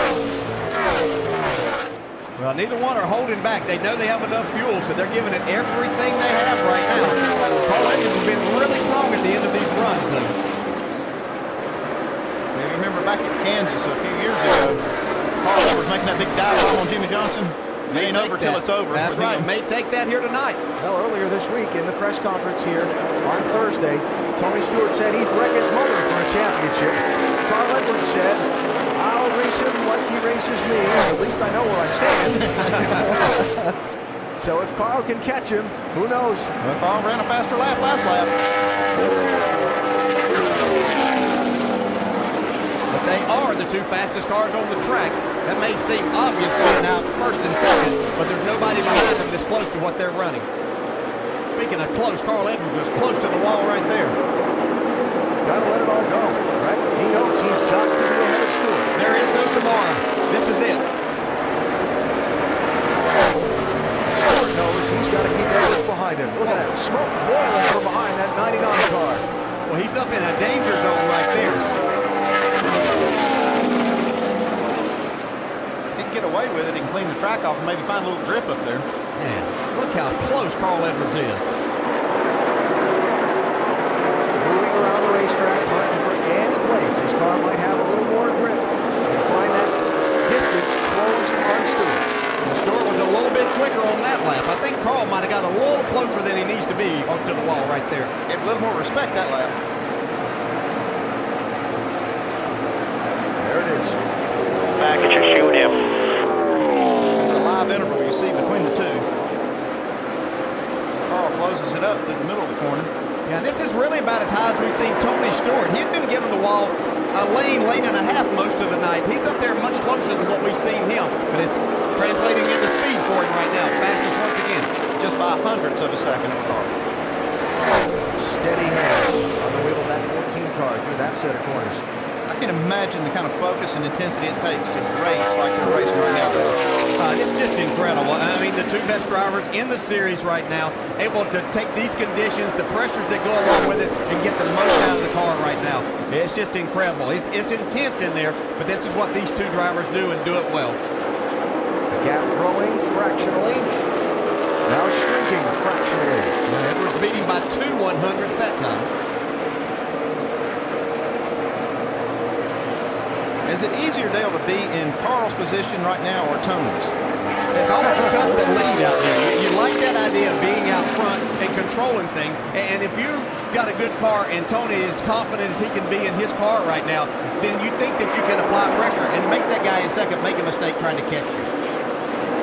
Just thinking back earlier in the race when they kind of warned Carl Edwards to take it a little easy on his right front at that time of the race. Well, he can't take it easy now. Nope, he's got to give it all he's got and hope that thing holds out. I really think that we probably got enough rubber down. That last shower didn't do anything to hurt the racetrack in that respect. So I think that you're seeing everything that Carl Edwards has in this Ford right now. Stewart's team told him they were good to the finish on fuel. Edwards' team has told him that as well. The laps run under the caution for the rain, helping out both parties. Almost a tenth of a second difference in the lap times that last time. You can see that Tony's able to turn his car down to get a little straighter shot off the corner. That's translating into a little speed for him.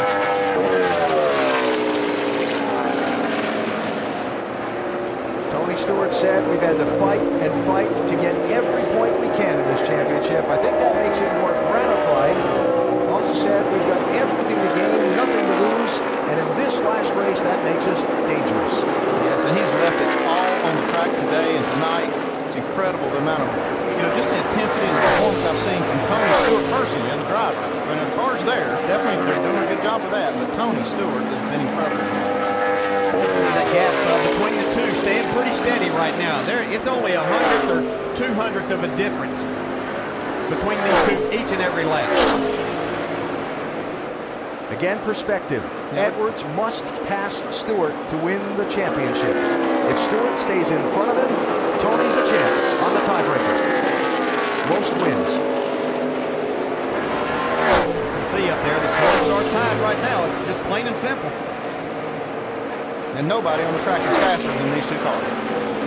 Lap after lap. Every one of these laps, they've been the top two.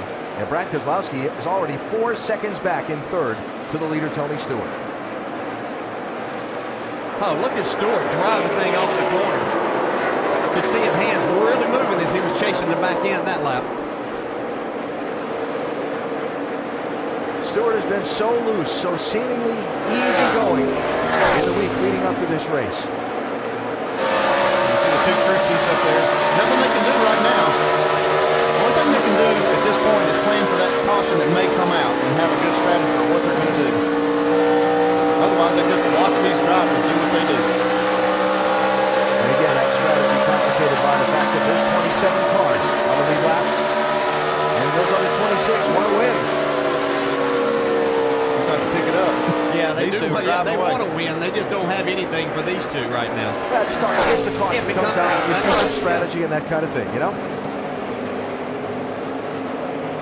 But without question, the clash of the field this fall have been Tony Stewart and Carl Edwards. Yeah, they've gone about getting here a little bit differently. Carl Edwards extremely consistent, but consistently good. Not a finish below 11th place in the first 9 races. Not going to have that here tonight. It doesn't look like either. Tony Stewart, a little different approach. 1-4 so far. Could be on the way to the 5th. Winning those races makes up. You can make up for a bad race or two along the way. You can see tied into points right now. There's another streak that's on the line. Hendrick Motorsports and their engines and chassis have won the last 6 championships, or last 5 championships. If Tony wins tonight, it'll be 6 in a row for Hendrick Motorsports. They're the ones that provide the cars and engines for Tony Stewart. Started to talk about opposite personalities before. Tony Stewart, what you see is what you get. If he's not happy, he'll tell you. He wants to drive race cars. He wants to drive them fast. He wants to win races. And really could probably care less about all the other trappings of the business. Carl Edwards really good at some of those other trappings. The media, the interviews, the sponsor obligations, and so on. Carl has shown his edge at times, both behind the wheel and to his competitors. But yeah, that's one thing Carl likes. He likes that part of the sport. Or like Tony Stewart, he did, like you said, just he could care less about that. He just wants to. Yeah, and he's had to do more of that now, being an owner. So trying to win this championship for himself, but being an owner of this team hasn't happened since Alan Kulwicki in 1992. So I think that means a lot to him here. But this is Tony Stewart, the race driver, getting it done in his element right now. Tony Stewart with 11 driving titles in various forms of racing. A 2-time NASCAR Sprint Cup champ, looking to join that very elite club of 3-time champions if he can run out these final 16 laps. And again, that's a long time.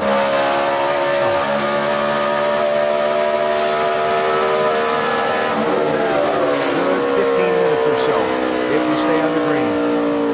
Yeah, one little mistake by Tony, and he's going to give a championship away. Just to me, that's a lot of pressure on a driver. I know you guys can handle it, but that just seems like a ton of pressure. That's what makes these two so good. You know, we've seen them running right there at the wall. Not a slip. You know, I think Carl Edwards maybe would tell you his car is as good as he could make it right now.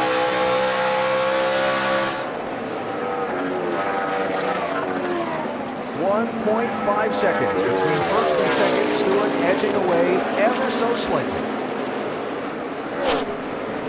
The final laps of the 2011 season and a tremendous fight for the championship between Tony Stewart driving that 14 car and Carl Edwards in the 99. It's come down to the two of them running first and second in this race.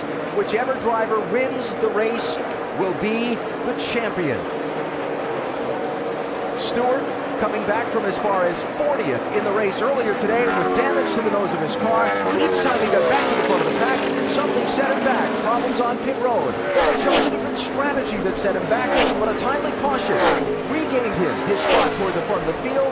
He's driven like a man possessed on restarts to get back to the point. And now, despite Edwards' best efforts, Edwards having led the most laps in this race tonight, he finds himself that far behind his rival for the title in the final laps. He's got to find a way. He needs a caution. 89 to a 94, but I know you're doing all you can here, but we need that position, buddy. Yeah, they know that. You know, one thing I'll throw out here is we heard Bob Osborne say that Carl was good on fuel by 2 laps, but he hasn't had to run this car as hard as he's run this run.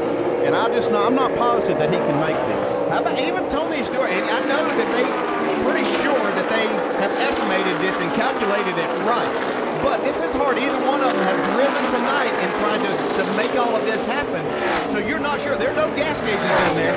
You're not going to know until it sputters. No, they've made their calculations based on what they've done throughout the race. But this run right here, they have run extremely hard. While you watch this fight for the lead, Keselowski makes a late pit stop on 2. Edwards has been a little bit quicker. He picked up almost 2/10 that last lap. You can see the interval was cut down a little bit. But the laps are running out. Leaders beginning to encounter some lap trouble. You can see how dynamic that gap is just as they run through the corner. Paul beat him a little bit through one part of the track. Tony will went out on the other side. As hard as we've seen Tony at times carry the car off in the corner and making passes, this while he's out front, he's been rolling out of the throttle. You can see Carl gain a little bit of time. Really hard in the gas on exit, carrying a lot of speed down the straightaway. Championship that I feel a lot of folks are going to remember for years is going between two of the best and being one of the best fights for the title. They're running first and second in the last race of the season. Winner is the champion. Whoever finishes second in the race loses out. Can't beat that. I've never seen anything like it in my career, and I've done this a long time. 9 laps to go. Edwards trying to edge in. He can trim a little bit more off Stewart's lead that time. He's got to do better, because he's got to catch it and then find a way around it. You can hear he had to lift just a little bit right there, right at the exit of the corner. He was so close to the wall. And that's a bad place to have to lift because it costs you all that momentum down the straightaway. Could be an advantage for Stewart, but you can see that gap is now down to less than a second. Black cars ahead of Stewart in the lane where he and Carl have been running, that outside lane of the racetrack. Yeah, you have to think that they know what's going on here. They're going to give way, move to the inside. The spotters are going to be talking to everybody on the roof. The other spotters are trying to get these other cars out of the way so these two can race it out. Yeah, has Tony run this car too hard being out front? Are his tires going to give up some here? Another couple of hundredths of a second off that lead as they come to the lap traffic. We don't see these cars moving out of the way. I don't quite understand the thinking here. Andy Lally in the 71. 38 car, Travis Kvapil. Stewart to their inside. Tony's made his car work down there. I know that's not where he wanted to be right now. They're giving him plenty of room. It's actually Mike Bliss in the 71. And he's racing for something too. They're trying to get in the top 35 in points. I understand that, but you got to give these guys more room.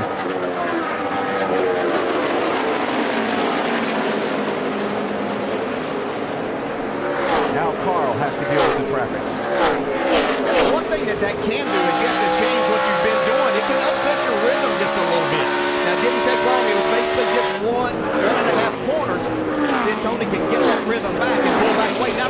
them running side by side, this is the worst possible position. Yeah, that might be what kills any chance he has to get up there. Yeah, that had to break some momentum, but you can see he's still within a second.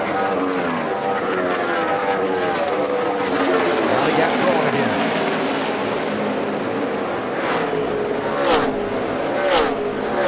You know, Carl, he can just get to the rear bump. 5 laps left, 5. And try to force something here. Well, it's going to take a mistake by Tony Stewart at this point in time. He's driving this thing on the edge this entire day. I'm watching the Carl Edwards rotors are glowing red. He's been working every pedal in that car. In the corner last lap, you could see the left front rotor was glowing. See it there? Oh, yeah. This isn't a place that you normally use a lot of brake, but Carl Edwards doing everything he possibly can to run Tony Stewart down. Stewart adding to his lead, but more lap traffic ahead. See that yellow with the yellow stripe, signaling the leaders coming up behind you. A warning flag for the driver, not a mandatory flag, but a warning flag.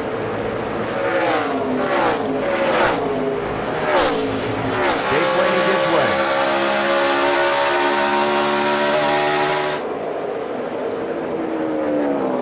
So far, the late yellow has not come.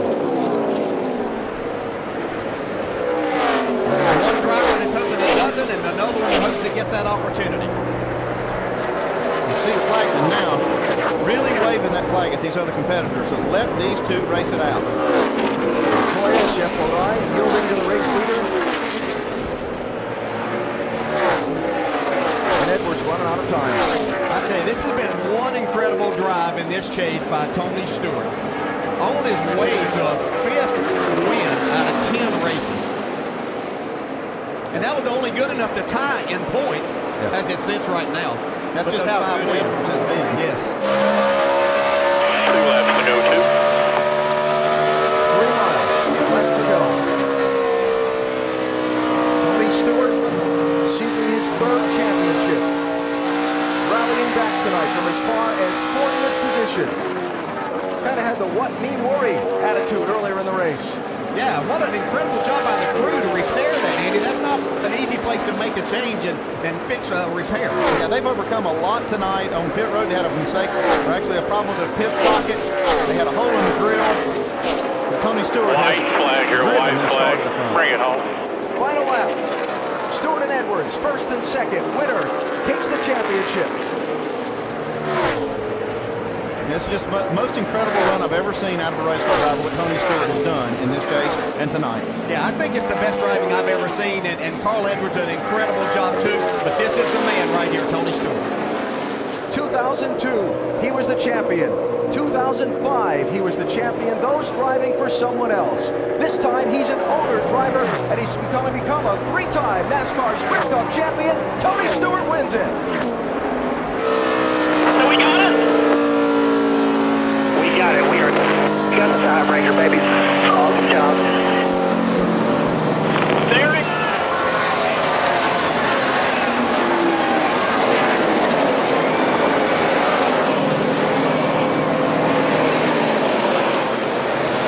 You guys are all.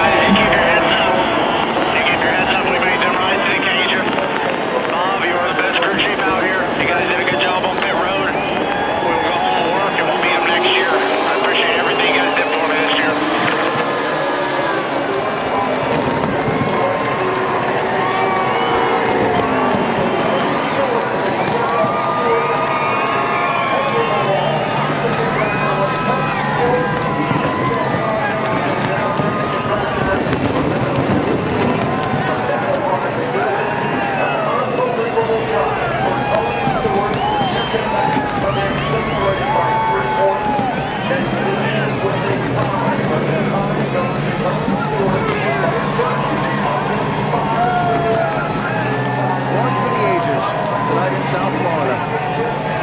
They went toe-to-toe for the championship. It ended up they had to win the race to win the title.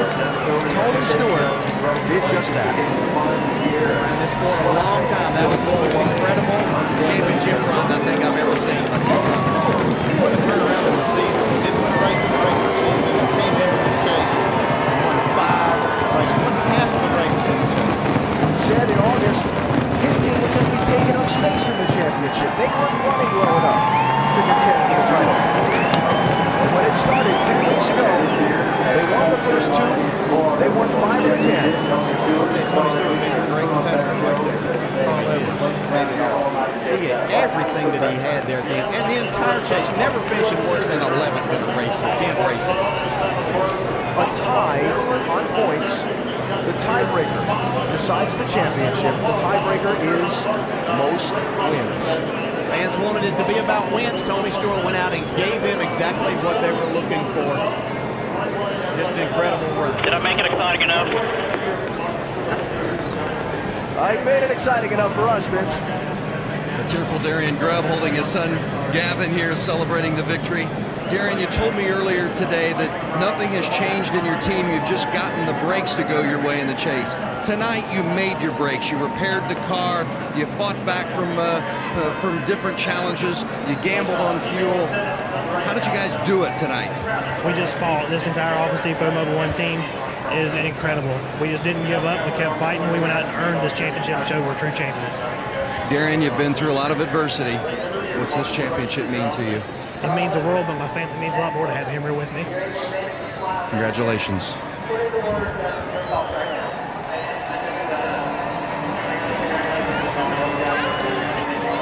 Darian Grubb from Floyd, Virginia.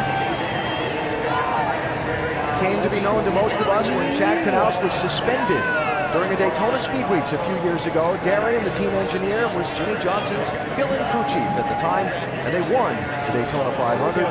Actually won a couple. He proved his mettle in that backup role. And boy, tonight, he really shined.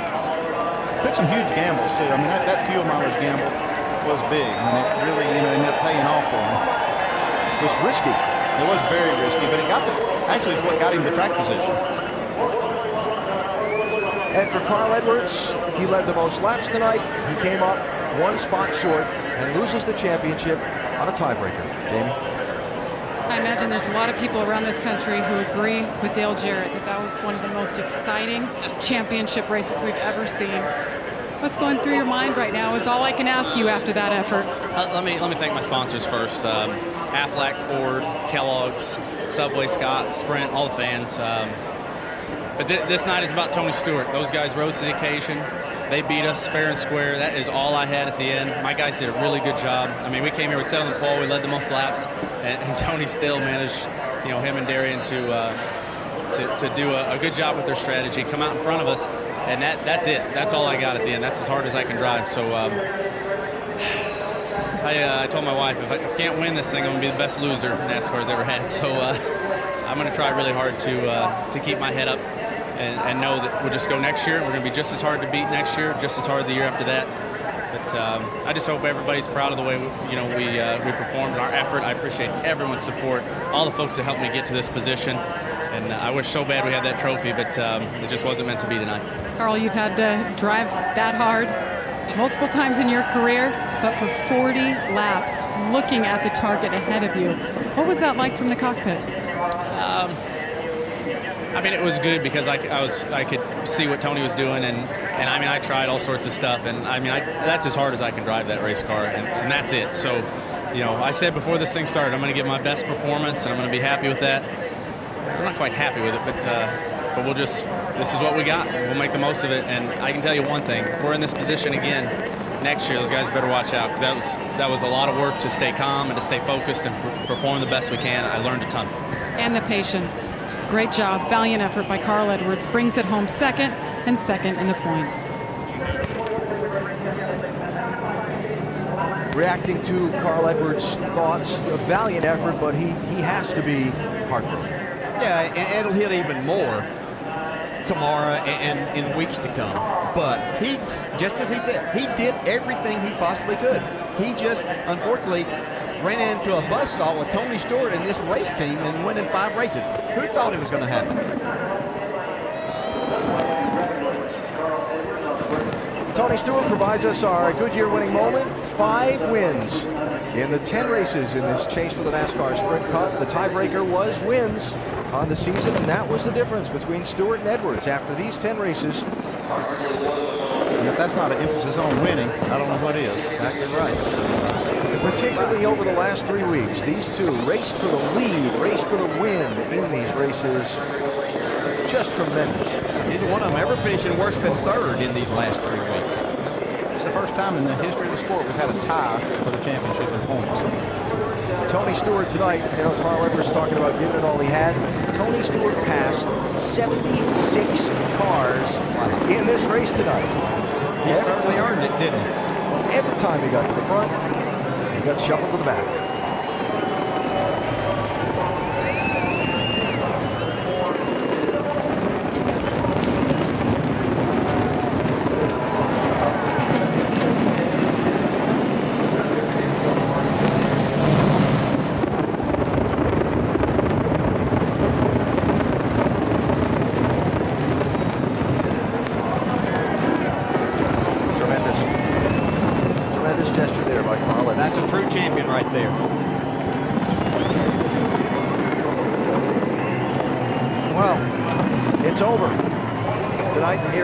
Miami Speedway, and truly a classic championship fight. Resulted in a truly classic championship finale where you had to win the race to win the title. Tony Stewart did it. Making his way to a familiar sight along the front stretch of this racetrack where twice before he celebrated winning a championship.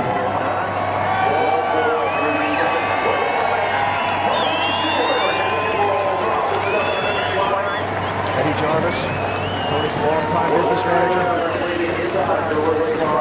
They have a great relationship. It was the two of them that put this deal, made it happen, put it together, really took a chance in moving away from Joe Gibbs Racing to go start and make this race team work.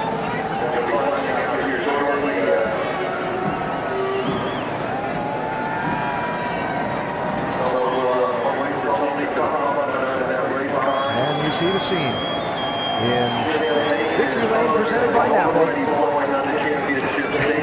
as the liquids begin to fly. And what a scene it is in the middle of that whole championship crowd. Tony Stewart just beat a guy that has the best average finish anybody's ever had in the chase, 4.9. He beat Carl Edwards. Ryan Newman, Tony's teammate and employee, if you will, at Stewart-Haas Racing. And not to forget Gene Haas, who, having fielded the NASCAR Sprint Cup team for several years, needed something to take it to the next level. He offered Tony Stewart a 50% partnership in the team. Got a good deal. They're champions. Yeah. Rick Hendrick had a lot to do with making all of this happen, getting the two parties together, helping make everything work, assuring Tony that he would get a tremendous amount of support with this race team from Hendrick Motorsports.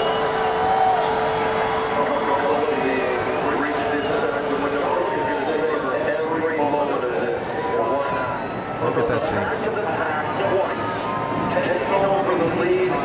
So much fun. And you heard these fans roar their approval.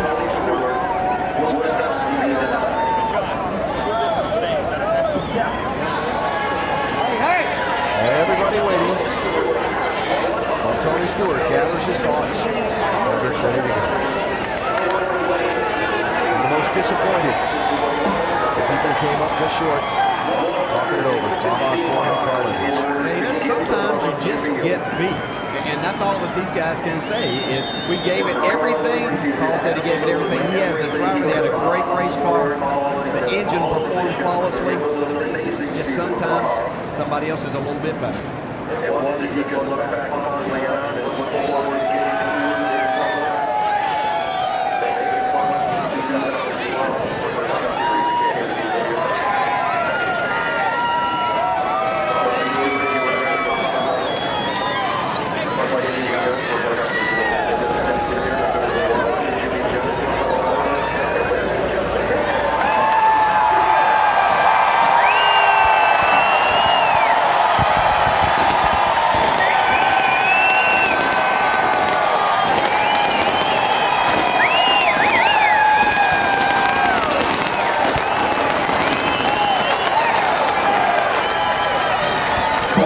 gentlemen, your 2011 NASCAR Sprint Cup champion, Tony Stewart.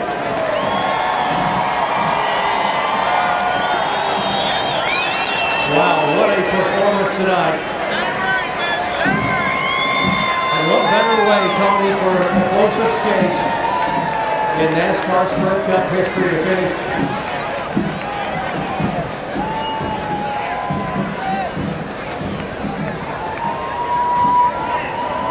Tony, two of NASCAR's heavyweights. Tony Gibson coming on. Two of NASCAR's heavyweights going toe-to-toe, head-to-head, the final laps, and you won it in the championship. What's the emotion right now? Oh, God, thank the Lord for this one, buddy. Man, I'm telling you, it's been a tough summer and a tough fall for us, and you got to believe in something. And the man upstairs, and he held this rain off just long enough for us to get this job done. So this is for Sprint and all these fans up here that stuck it out all weekend here in Homestead. And, oh, my God. I don't care how long it rains. I'm going to be up all night. This is, oh, my God. Are you kidding me? For Office Depot, for Mobile One, Chevrolet, U.S. Army, Tornadoes, Quicken Loans, GoDaddy, Ritz, Oreos, Coca-Cola, just everybody that's a part of the Stewart Haas program. Mac Tools, we couldn't do it without you guys. It's just unbelievable. I mean, we said all week we just go out and win the race. We didn't have to worry about what he did, and that's what we did. And just if this doesn't go down as one of the greatest championship battles in history, I don't know what will. Let's talk about tonight. In the first 100 laps, Tony, you had to go from back to front twice. 3 and 4 wide passes on the restarts as Jeff Gordon comes up to congratulate him. And then the gamble on fuel. How concerned were you that maybe there were just too many obstacles to overcome after all you were having to battle tonight?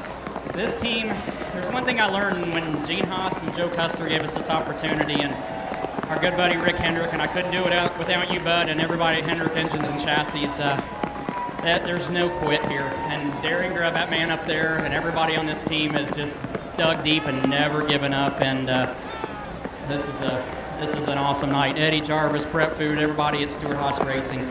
I've got the best team in the business, and it's just awesome. I'm so grateful to be able to do this for Gene Haas, because this man's invested a lot in this sport, and for him to have the faith in me to do this, just it takes a lot to do what he's done, and I'm glad I can get this done for him. Talk about people that have meant a lot to the sport. That number 14 belonged to your hero and friend A.J. Foyt. He said you can take the number but drive it with the tenacity of a Texan. Tonight, you won a championship the way he won it, up on that wheel, refusing to lose. What does it mean to you to take this number, his number, back to a championship stage? I guarantee I'll probably talk to him tonight, and he's still going to tell me what I did wrong today, but I'm so proud. I mean, AJ's always been one of my heroes, and he's been very supportive of this when we did this. And when I asked him if it would be all right if I took his number, he was the one that gave me his blessing, and that meant the world to me. Carl Edwards, a class individual. What a battle! What a battle those final laps. What's going through your mind when you're seeing Carl back there, knowing that he's just going to do everything he can, and what a great effort he's had all year long to try to catch you, and you had to win the race to win the championship?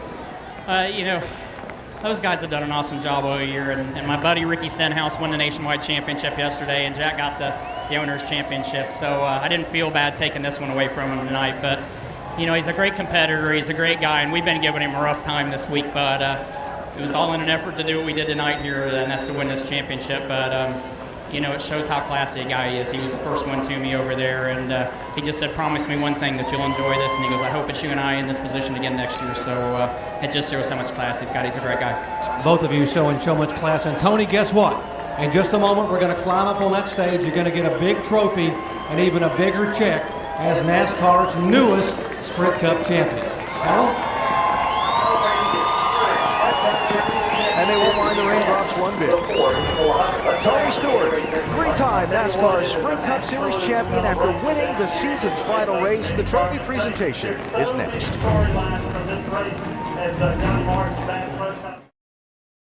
Tony Stewart steps high and wide to the outside lane. It's a Stewart Haas Racing breakaway at the front of the field. Tony Stewart opens the chase with his first win of the season. Tony Stewart is closing it down on Clint Boyer. He wins on Monday, he wins on Sunday. Stewart trying to get around Jimmie Johnson. He's got him cleared off 4. Tony Stewart wins at Martinsville. Race 8 in the chase for the NASCAR Sprint Cup is just underway. Tony Stewart making this championship race interesting. When this chase started, he made his mind up he was going to win it, and I don't think anybody can stop him right now. What do you have to say to your competition this week? I don't think we have to say anything. I think our performance today spoke for itself, so he knows already, trust me.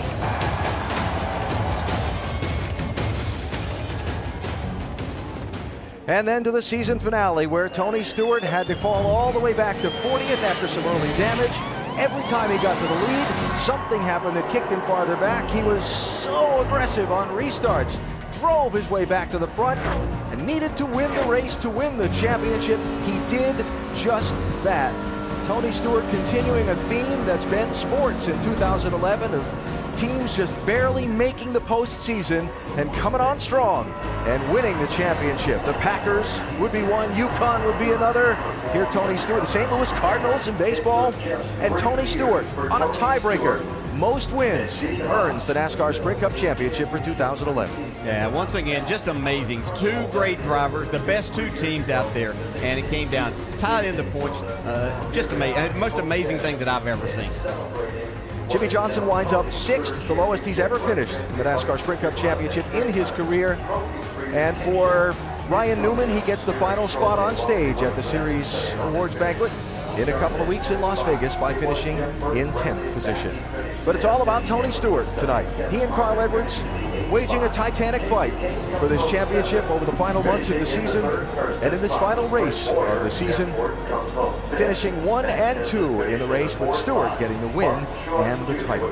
And for the official presentation of the NASCAR Sprint Cup Series Championship hardware, we go back to the stage and Dr. Jerry Punch. Thank you very much, Alan, and as appropriate, eyes of motorsports fans all around the world are focused on a stage here at Homestead Miami Speedway. What an incredible performance in a battle of Tony Stewart and Carl Edwards. And now to make the presentation of the championship trophy, here is the president of NASCAR, Mike Helton. I think Tony's busy playing with somebody that understands him better than we do, but we'll get him over here in just a second. Okay, we'll get Tony over here, giving Darian a hug and holding Darian's young son. And there's a bond here that goes beyond crew chief and driver. The emotion, the gamble that Darian made to give Tony a chance to be able to hang on with fuel mileage and win a championship. And now Tony will hand him back. And now, Tony, here's a presentation of the championship trophy. Tony, on behalf of all of NASCAR, congratulations isn't enough. What you and Carl did all through the chase, but what both of you did tonight, and the way you drove that race car tonight all the way to the finish, to the winner's circle, to the 2011 championship, congratulations, and we're going to be honored to celebrate with you out in Vegas here in a couple of weeks. Congratulations, brother.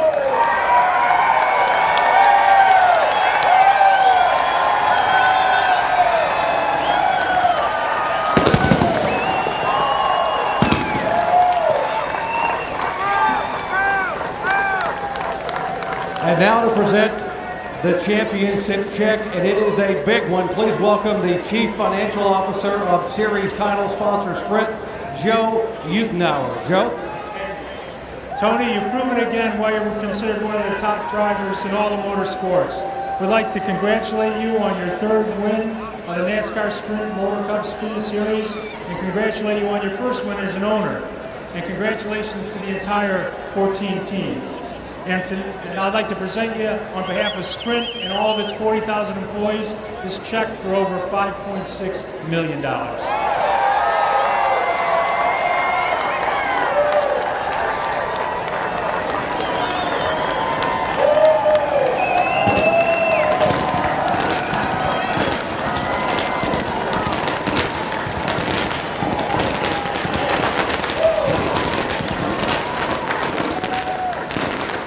Stewart getting a check for $5.6 million. Celebrating on the stage. And Tony, with this championship, you become only the 9th driver in 7 decades of NASCAR racing to win 3 or more championships. That means you're the best of the best, my friend. I couldn't do it without this guy beside me, Gene Haas, and everyone at Haas Automation. They've been a great group to work with from day one, and for this man to have the trust in me to do what we've done here and to do what we're going to do in the future, it's it takes a lot of guts and determination, and this guy's got it, and he's made this fun again. So I'm just very appreciative of having him on board, and we're not done yet. Gene, what does this mean to you? Well, I'm in awe. This is an awesome day that leaves you speechless, but I think Tony proved that he's the greatest driver in the world today. Gene Haas, co-owner of Stewart Haas Racing, as Tony Stewart celebrates on the stage his third NASCAR Sprint Cup championship. And what a night here at NASCAR to bring down the curtain on a phenomenal effort. Carl Edwards and Tony Stewart down to the wire as Stewart wins it all. Alan? What a scene. And believe Tony when he says the celebration is just beginning. Hard-fought race tonight, hard-fought championship win. Tony Stewart and his team, 2011 NASCAR Sprint Cup champions.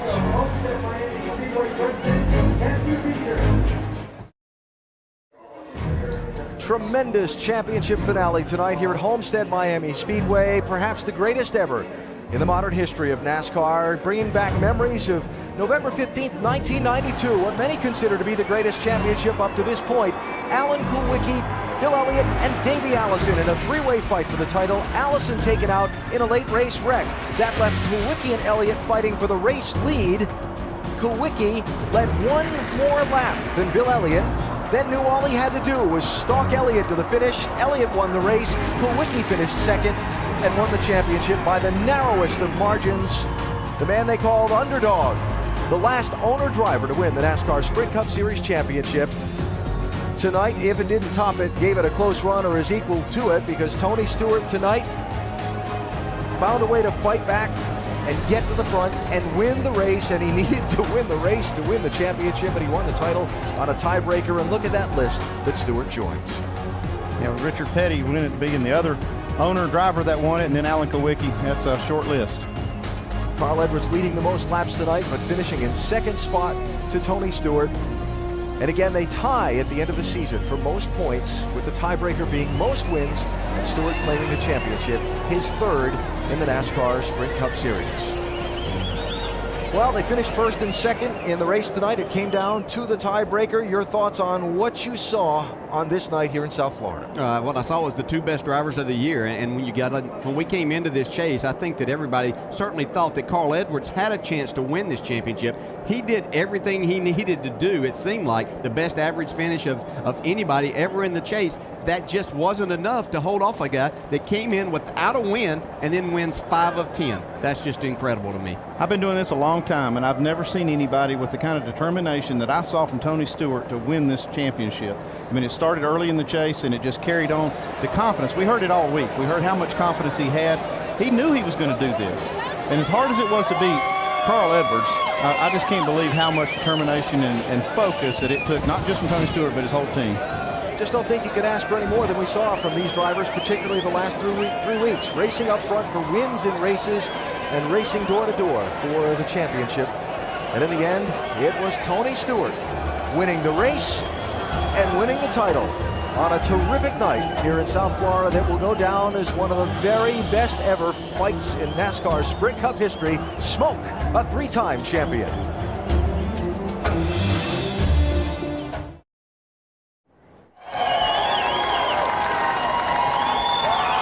The celebration continues on the front straightaway and the championship stage at the Homestead Miami Speedway. Tony Stewart, a 3-time champion. And it's not just the rain he's getting sprayed with, along with that championship trophy.